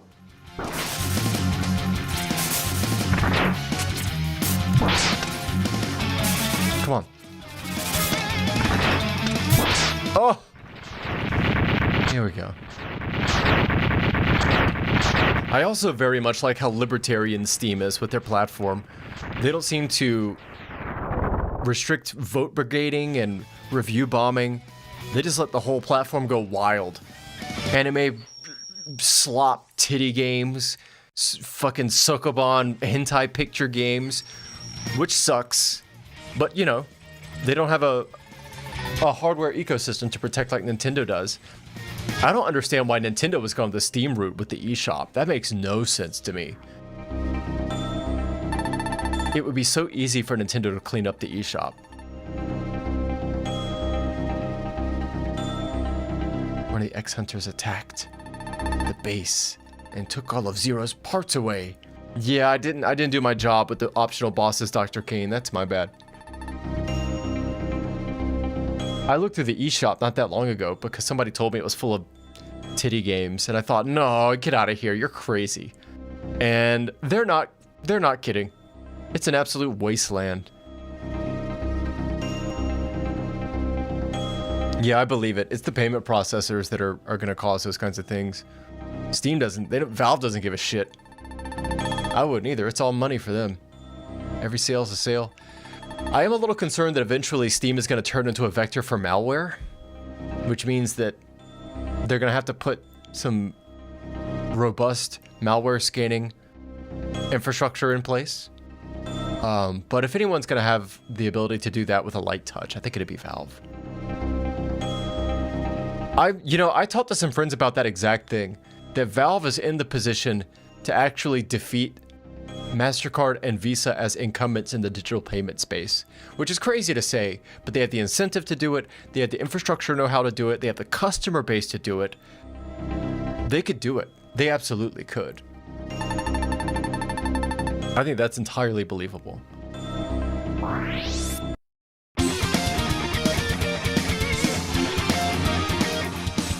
I think they should. Man, I love competition. And even if all that competition is coming from the same company, hey, if no one else is going to do it, let them do it.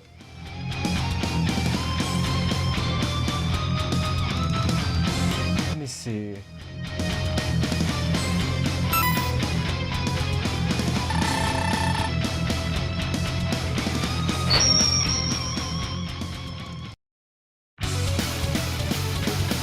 Speaking of digital payment platforms, I don't deal much with crypto at all. I haven't touched a crypto address in 5 years, but I keep an eye on the market because I remember when I was messing with it 10 years ago or so, everyone was saying that it was going to be a safe haven store of value, and the exact opposite has happened, and now Bitcoin basically tracks the US NASDAQ, which is hilarious, the exact opposite of what everyone said was going to happen. And it's been doing real rough the past few days, past few weeks. It's down like 50%. You know, speculative asset happens, but interesting to see happen, regardless. I think you're right. I think it might be the next step. Because, you know, if you told me... Because I tried to get a friend into the Steam Deck before it came out, but after it was announced. And this friend of mine had actually bought a Steam machine or a Steam box in 2013 or 14, whatever the first revision was, where it was, I think, just a streaming device, and Valve kind of abandoned it, and the controller wasn't that great. And so he was a little burned on it, and he's like, I don't really want a Steam Deck. What if they do the same thing? And I said, you know, that's fair, but if it really is an open Linux handheld like they say, Valve could just abandon it tomorrow. And if they've got drivers for the chipset, and they've open sourced it, and it's running on Proton, you don't need to worry. People will make that device work. And that's what happened, and they did it right. So now that they've got all that situated, I wouldn't have believed, but what am I trying to say? I'm trying to say before that happened with the Steam Deck, I wouldn't have believed that they would have muscled Microsoft out, begun to muscle Microsoft out of their dominant PC games platform. But they're doing it.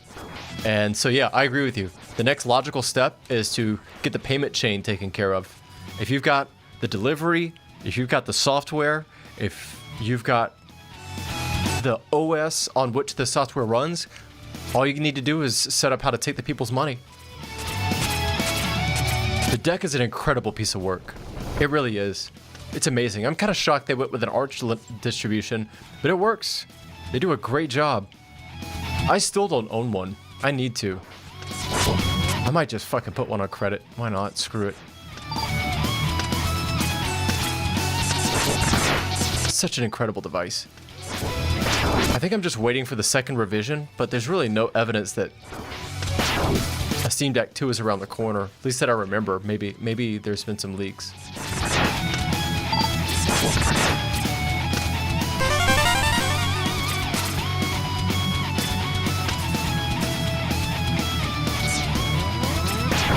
Whoop.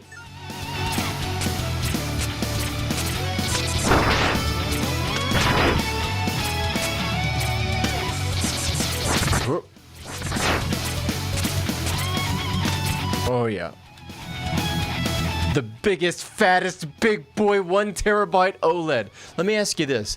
Are OLEDs truly as amazing as everyone says they are? I kind of believe they are. But I've only got IPS displays and stuff like that. So I've never actually used an OLED in person except for smartphone screens. And it kind of makes me want to get one just for that alone. Having a nice, comfortable OLED to use as your main games delivery platform sounds exquisite. Especially given that I run Arch at home, so I could probably just NVIDIA Moonlight style, whatever they call it, stream stuff to the deck from my PC. So I don't even really need to worry about hardware that much when I'm at home. But my point being that I could use the OLED for all my primary gaming, which would be amazing if it's as good as people say it is.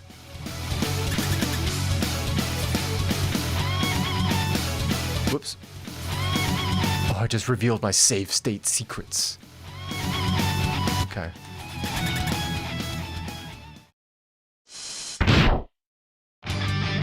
I love the color schemes X gets when you change weapons. It reminds me of the Super Game Boy. I don't know why.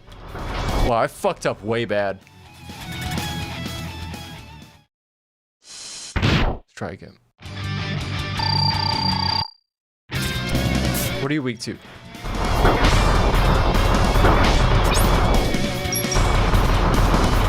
No.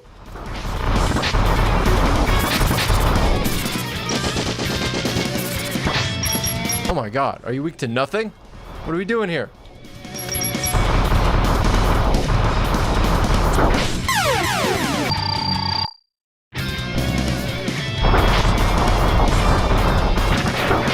Bro. Bro, what are we doing here?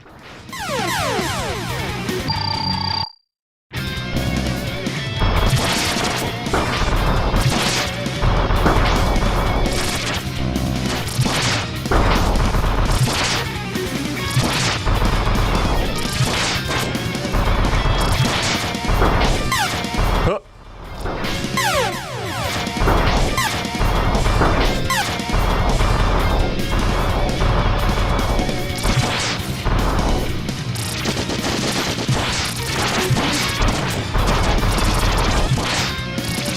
Come on.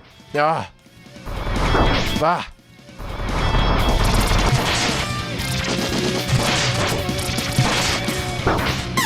Walked into it.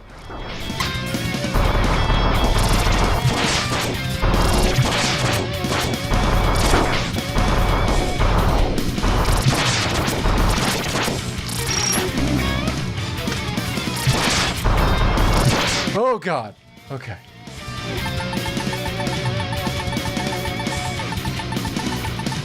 OLED does have better actual blacks, but there may be a deck revision in the works. Trade off a new hardware said it was no deck news now. That's for later.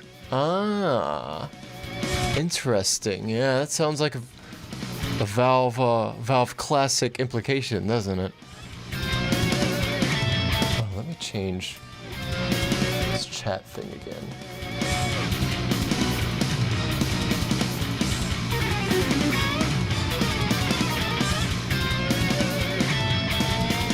Oh, you're a Source 2 data miners.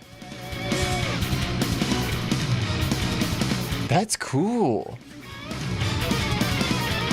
Godspeed to you. Glad you're one of the people doing the good work out there.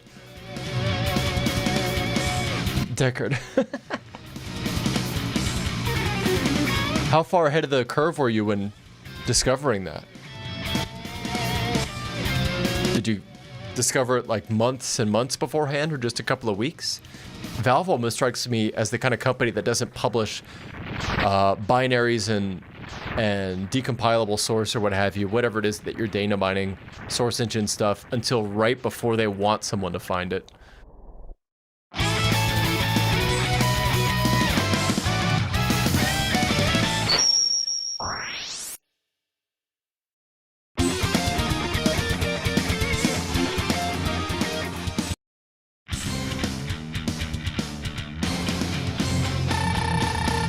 I'm gonna grab some water real quick. Pardon me.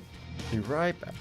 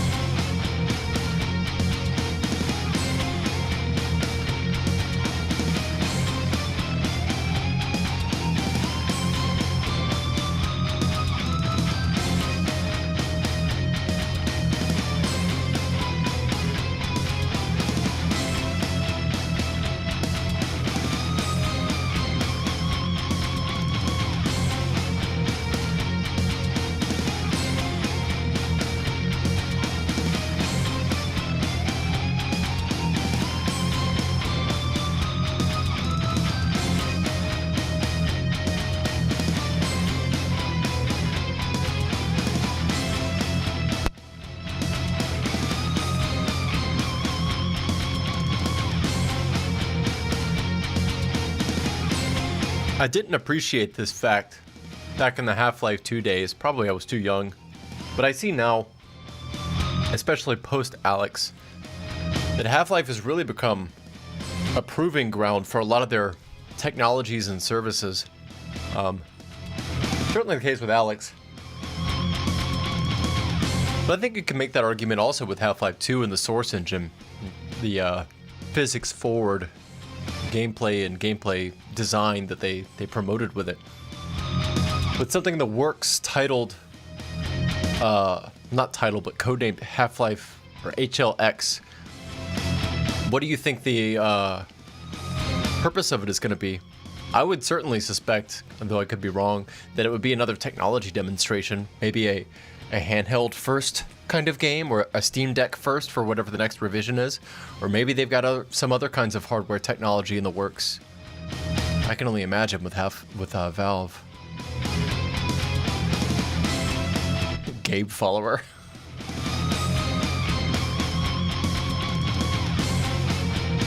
Yeah, it's a good point with the first one as well. God, Gold Source, man. I did enjoy some CS 1.6 back in the day. Back when games felt like computer programs rather than games. In the best way, I mean. Those were the days.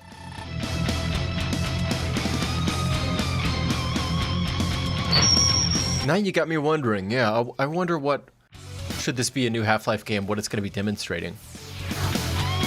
Certainly that's what it's going to be for. You know, not for, but that's going to be its underpinning.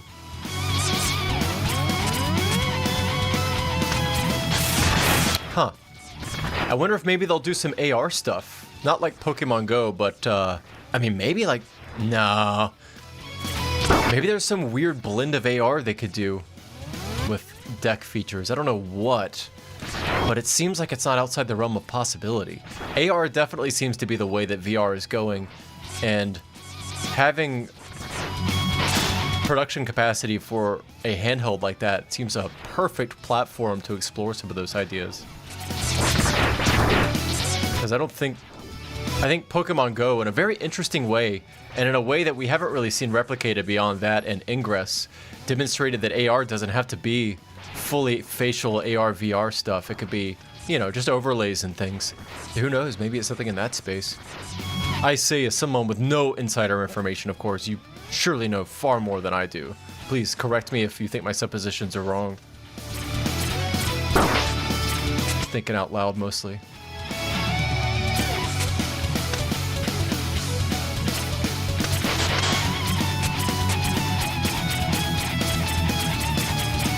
The classic corner wait. Oh, there we go. For it, there we go. Oh yeah. Okay. Oh, oh. Oh fuck.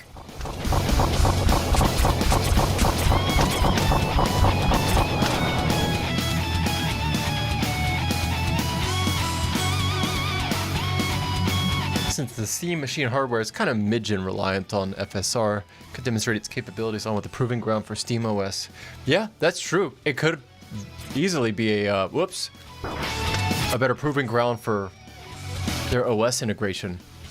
Now that they've got full command and control over an operating system, there's no telling what kind of interesting stuff they could do. See, this is ridiculous. Why can't I... Oh my god.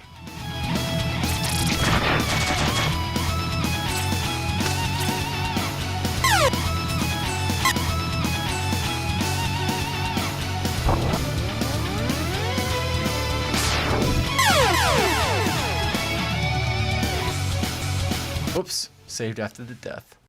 Try again. I'm thinking now that the Steam Deck has been created, and we've got basically first-party interest in Linux development, I'm wondering if we're going to see a renaissance of Linux kernel module development in the next coming decade or so. Primarily anti-cheat. That if I was a betting man, I'd say optional Linux kernel modules to support anti-cheat platforms are going to be right around the corner. The market's growing too big to ignore, I think. That also opens up possible avenues for even more interesting OS level stuff. I'm not creative enough to really imagine what that would look like, but I do know that there's a lot of untapped potential there. I mean, I'm no fan of kernel level anti-cheat as much as the next person, but I would be happy to see users at least have the option to install it and use it, if it means they could get away from Windows, as I think most of us would be.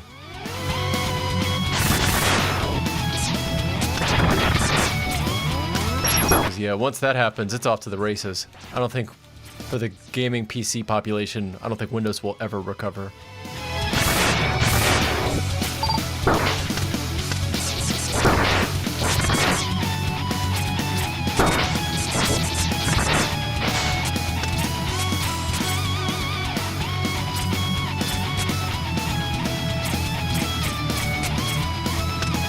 It shocks me how unwilling some people are to learn a new operating system. And not even just out of inconvenience, but some documentarians that I've mentioned, who you could probably guess who, but I will not name them now just for the sake of being nice. On one of the recent podcasts I listened to, and I think this final one is going to be the one that puts me off of them because I really don't like their ethos about this kind of stuff. They were talking about being willing to boycott Microsoft for their support of the Israeli war machine, which totally understand. That's certainly a reasonable boycott for a person to make. But they explained that they were not really willing to seriously consider moving away from Windows because it's just too ubiquitous.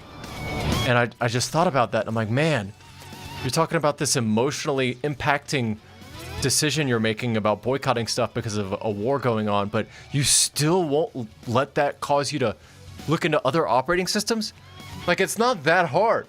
I mean, you can get DaVinci Resolve, you know? You can even dump Adobe Premiere. It's not it's not easy, but you can do it. And yet people aren't willing. I guess what I'm getting at is that I hope this increased critical mass and exposure that Valve is putting on it will start to convince people like that to more and more move over, even if this stuff is difficult. Time will tell, I suppose. Okay. I don't know how the fuck. There it is. Oh. There it is.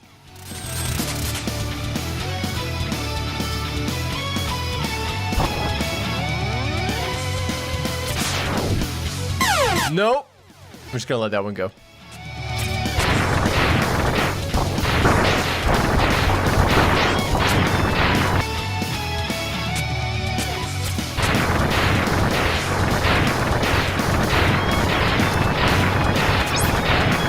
Get out of here.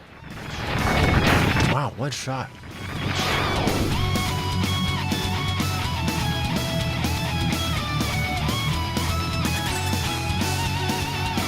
Yeah, I agree. If you don't want to move to Linux, for Christ's sake, move to Mac OS. Anything you can do to break the Windows monopoly. That's a good point. If these people are content creators and documentarians, what are they doing on Windows to begin with?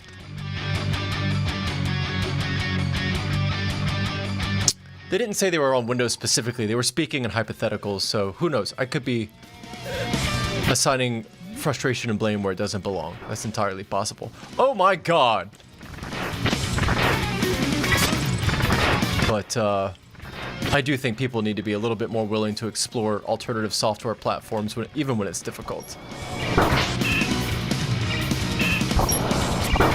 A buddy of mine that I put onto Linux recently, now that he's gotten accustomed to the ecosystem, he's downright frustrated at other people for not making the switch earlier. He's like, yo, I thought this shit was way harder than it is. This isn't bad at all. I'm like, yeah, man, it's really not once you get it going. I'm boiling some water. Let me go check that. Oh, God.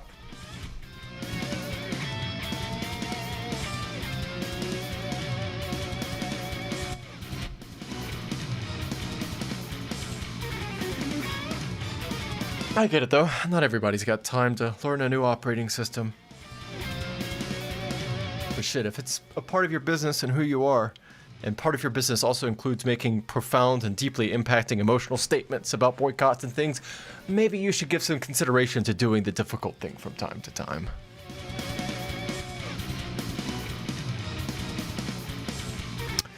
That's kind of what I was thinking of when you say Windows for corporate. Because Windows still does have the corporate environment locked down, even if we take out Office 365 or whatever their Azure-based productivity corporate platforms are, they still have incredible device and access controls for Windows that, as far as I know, we just don't have in the Linux space. And I would really love to see some module development for the kernel that would allow, I don't want to say device attestation, but I guess that's kind of what it falls under. Remote device management, chain of custody stuff that Windows objectively does way better. I don't think either of them could hold a candle to macOS for creative stuff. Although I've been hearing a lot of pain points from people I know that use Mac, and they say that be it because Apple has turned into a services company, or be it because everybody is vibe coding slop these days and no one knows how to program anymore, something is happening to macOS, and they say that the ecosystem is slipping really fast. I don't know how true that is, though. I have no Mac hardware or anything. Right. So what is going to be effective for you? Oh my god. Is it...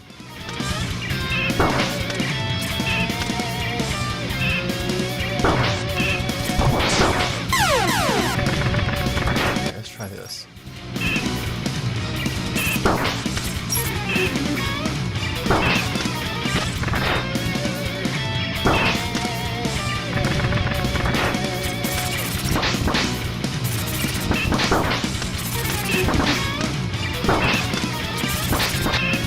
Bro, you suck.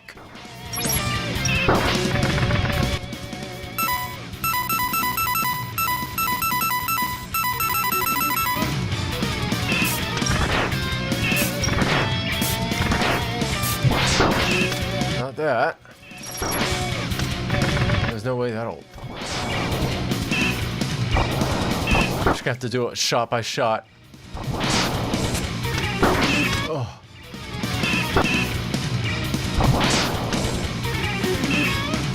Shot by shot. Come on.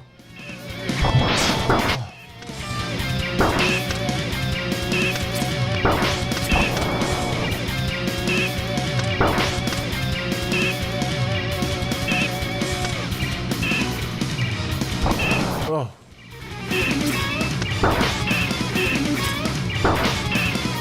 Come on. Oh. There's no way. Come on.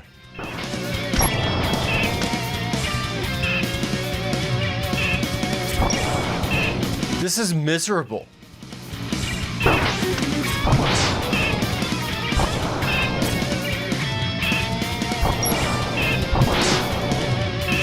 Come on.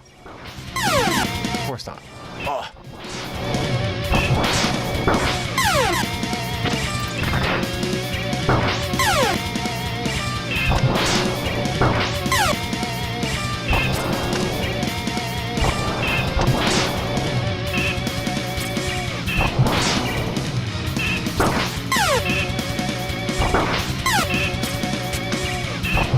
Oh.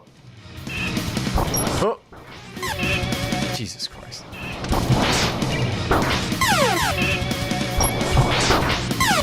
Dude.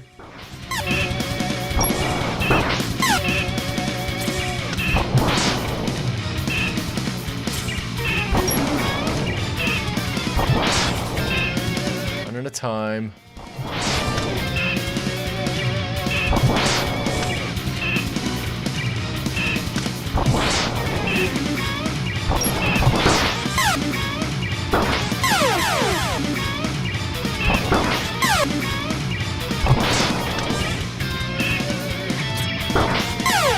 Oh my god.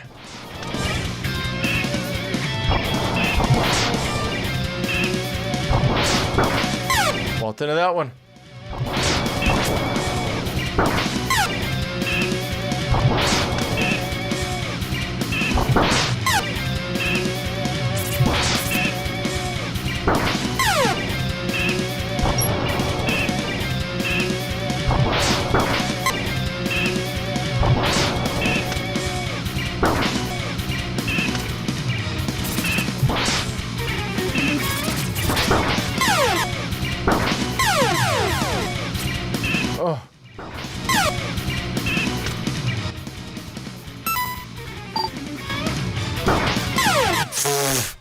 It do so much damage.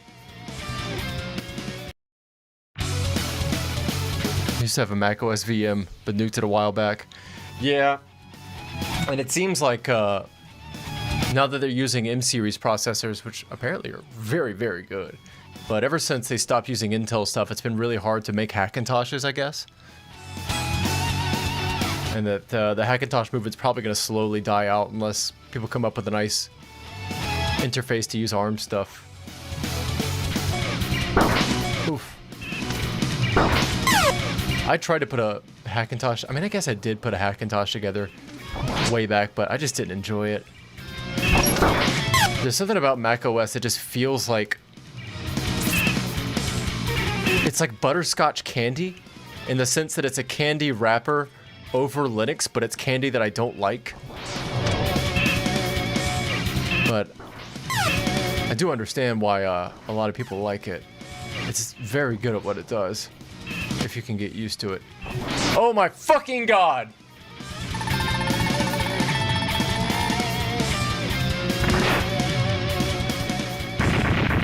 Oh.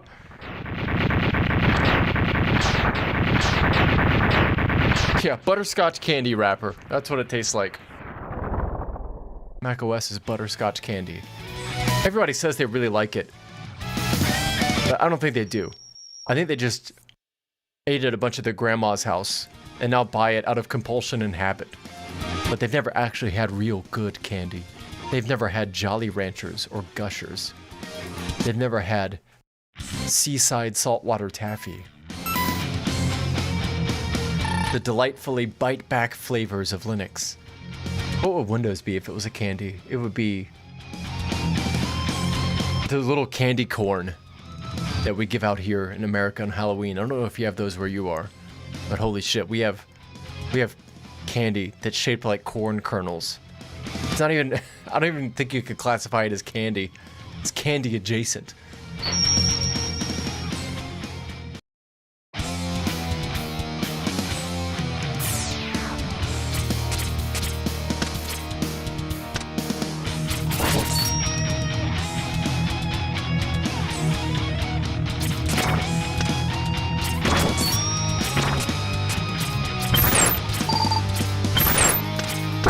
Easily the worst candy ever invented. I don't know what kind of godless individual would ever make something like candy corn.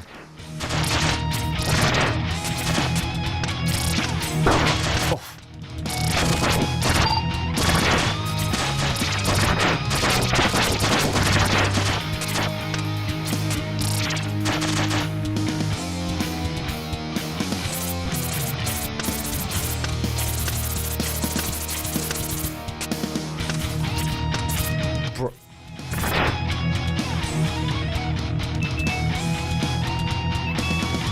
No secrets? Just figure it out? Okay.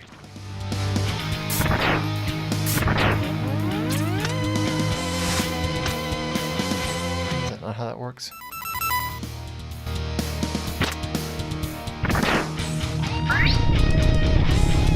No? Okay, I give up. Whatever.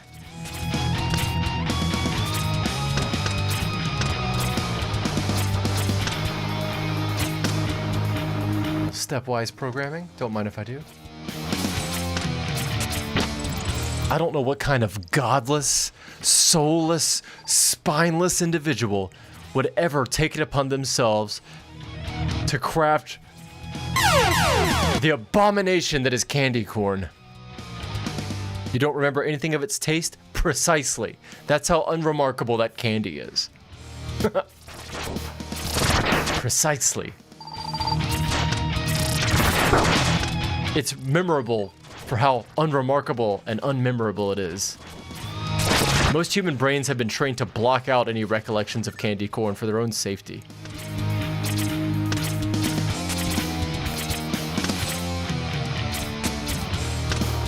Candy corn's been known to drive children mad if they have too much of it. It's like bathtub gin. It was made by some candy charlatan who wanted a seat at the candy professional's table, but didn't actually know what he was doing. He thought nobody noticed he was a charlatan, but they did. They knew.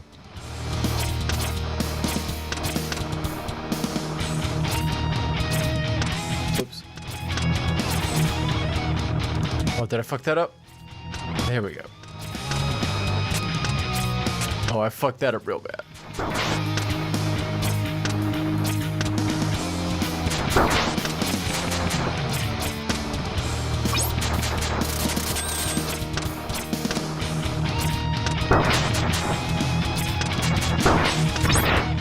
There's a purpose here, right? There's got to be.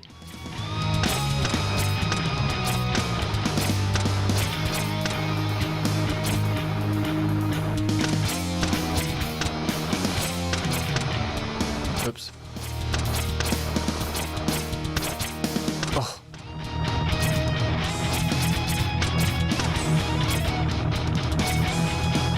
Oh my God. Come on.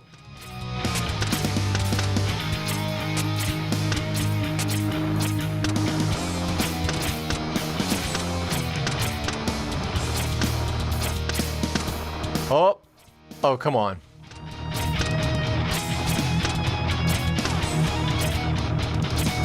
They really worked to make this game have some replay value, didn't they?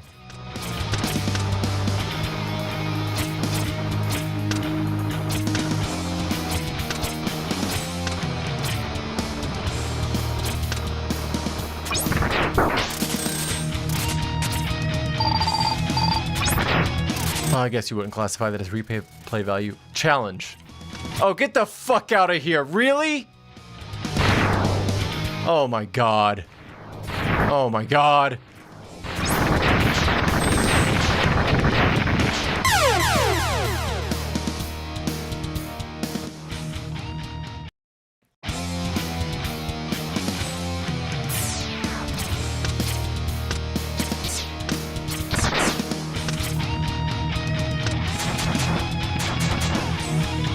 Really, you're gonna make me do all that again?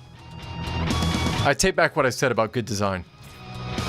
This undoes all of that praise. It actually has terrible design. This garbage game. It's terrible. No wonder they stopped taking the Mega Man series seriously after the Super Nintendo. I get it now. Trash. No!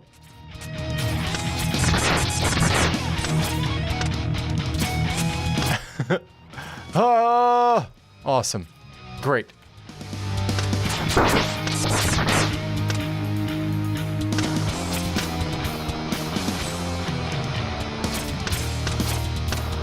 Come on. Come on. I can feel the 90s child in me wasting their time.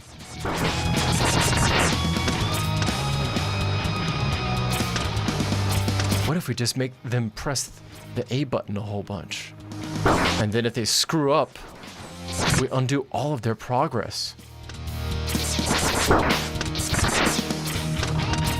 Oh my God.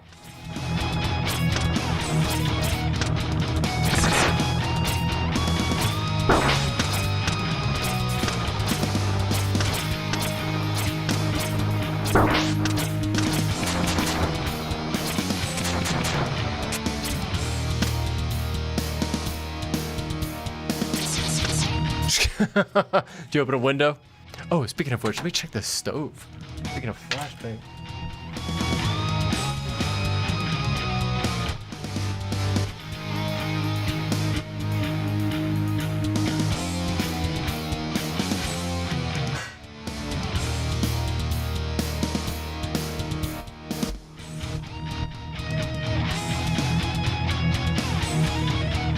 I am still trying to work my way through that pork roast. Froze some of it and saved some of it, and I'm still going.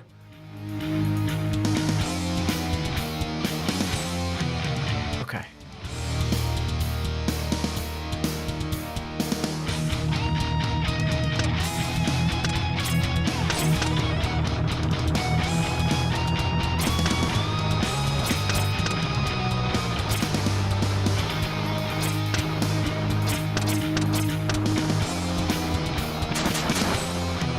Oh yeah, you are a few hours ahead of me if you're in the EU, aren't you? So yeah, you're probably just now getting some intense sunlight.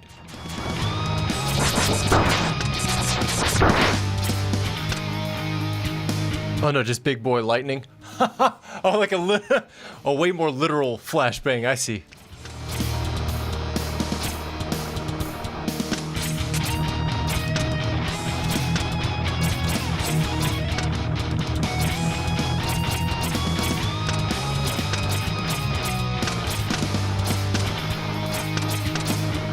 Oh my god. I'm getting dangerously close to just being done with Mega Man X2. The fun is rapidly dwindling.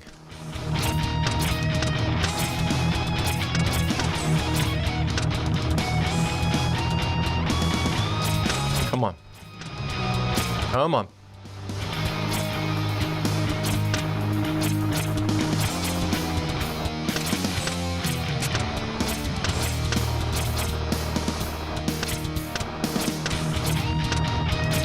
Oh, fuck's sake.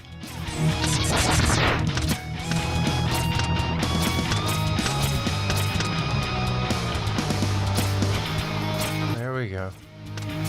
Oh. Fuck me. God damn it!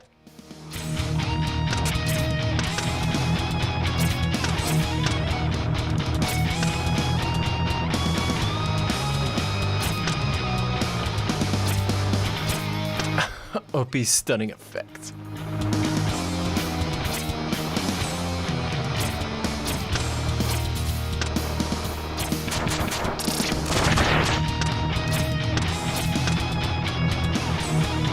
I'm gonna have to watch a speed run of Mega Man X2 just to see what they did here, how they dealt with it. They're probably just extra good at this game.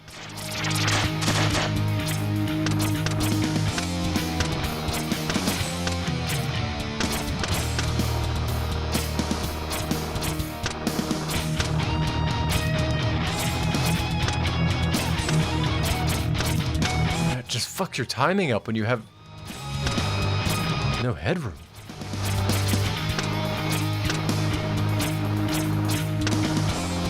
Oh my god. There we go. Okay.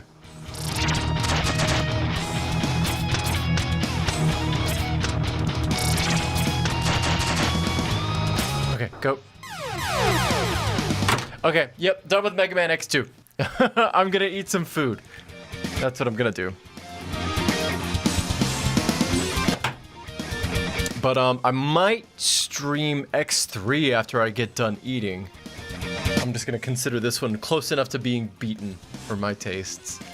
But I appreciate you hopping in and joining me for a little while. Always good to see you. Also good to get some interesting Valve insights and tips. That's pretty cool that you're do data mining of Valve stuff as a hobby. If you come across any interesting stuff, feel free to share it in the Discord, or at the very least, point me to where you do some of that data forensic stuff. I'd be interested to see what you all come up with. Oh, I will enjoy it. Thank you. I'll talk to y'all later.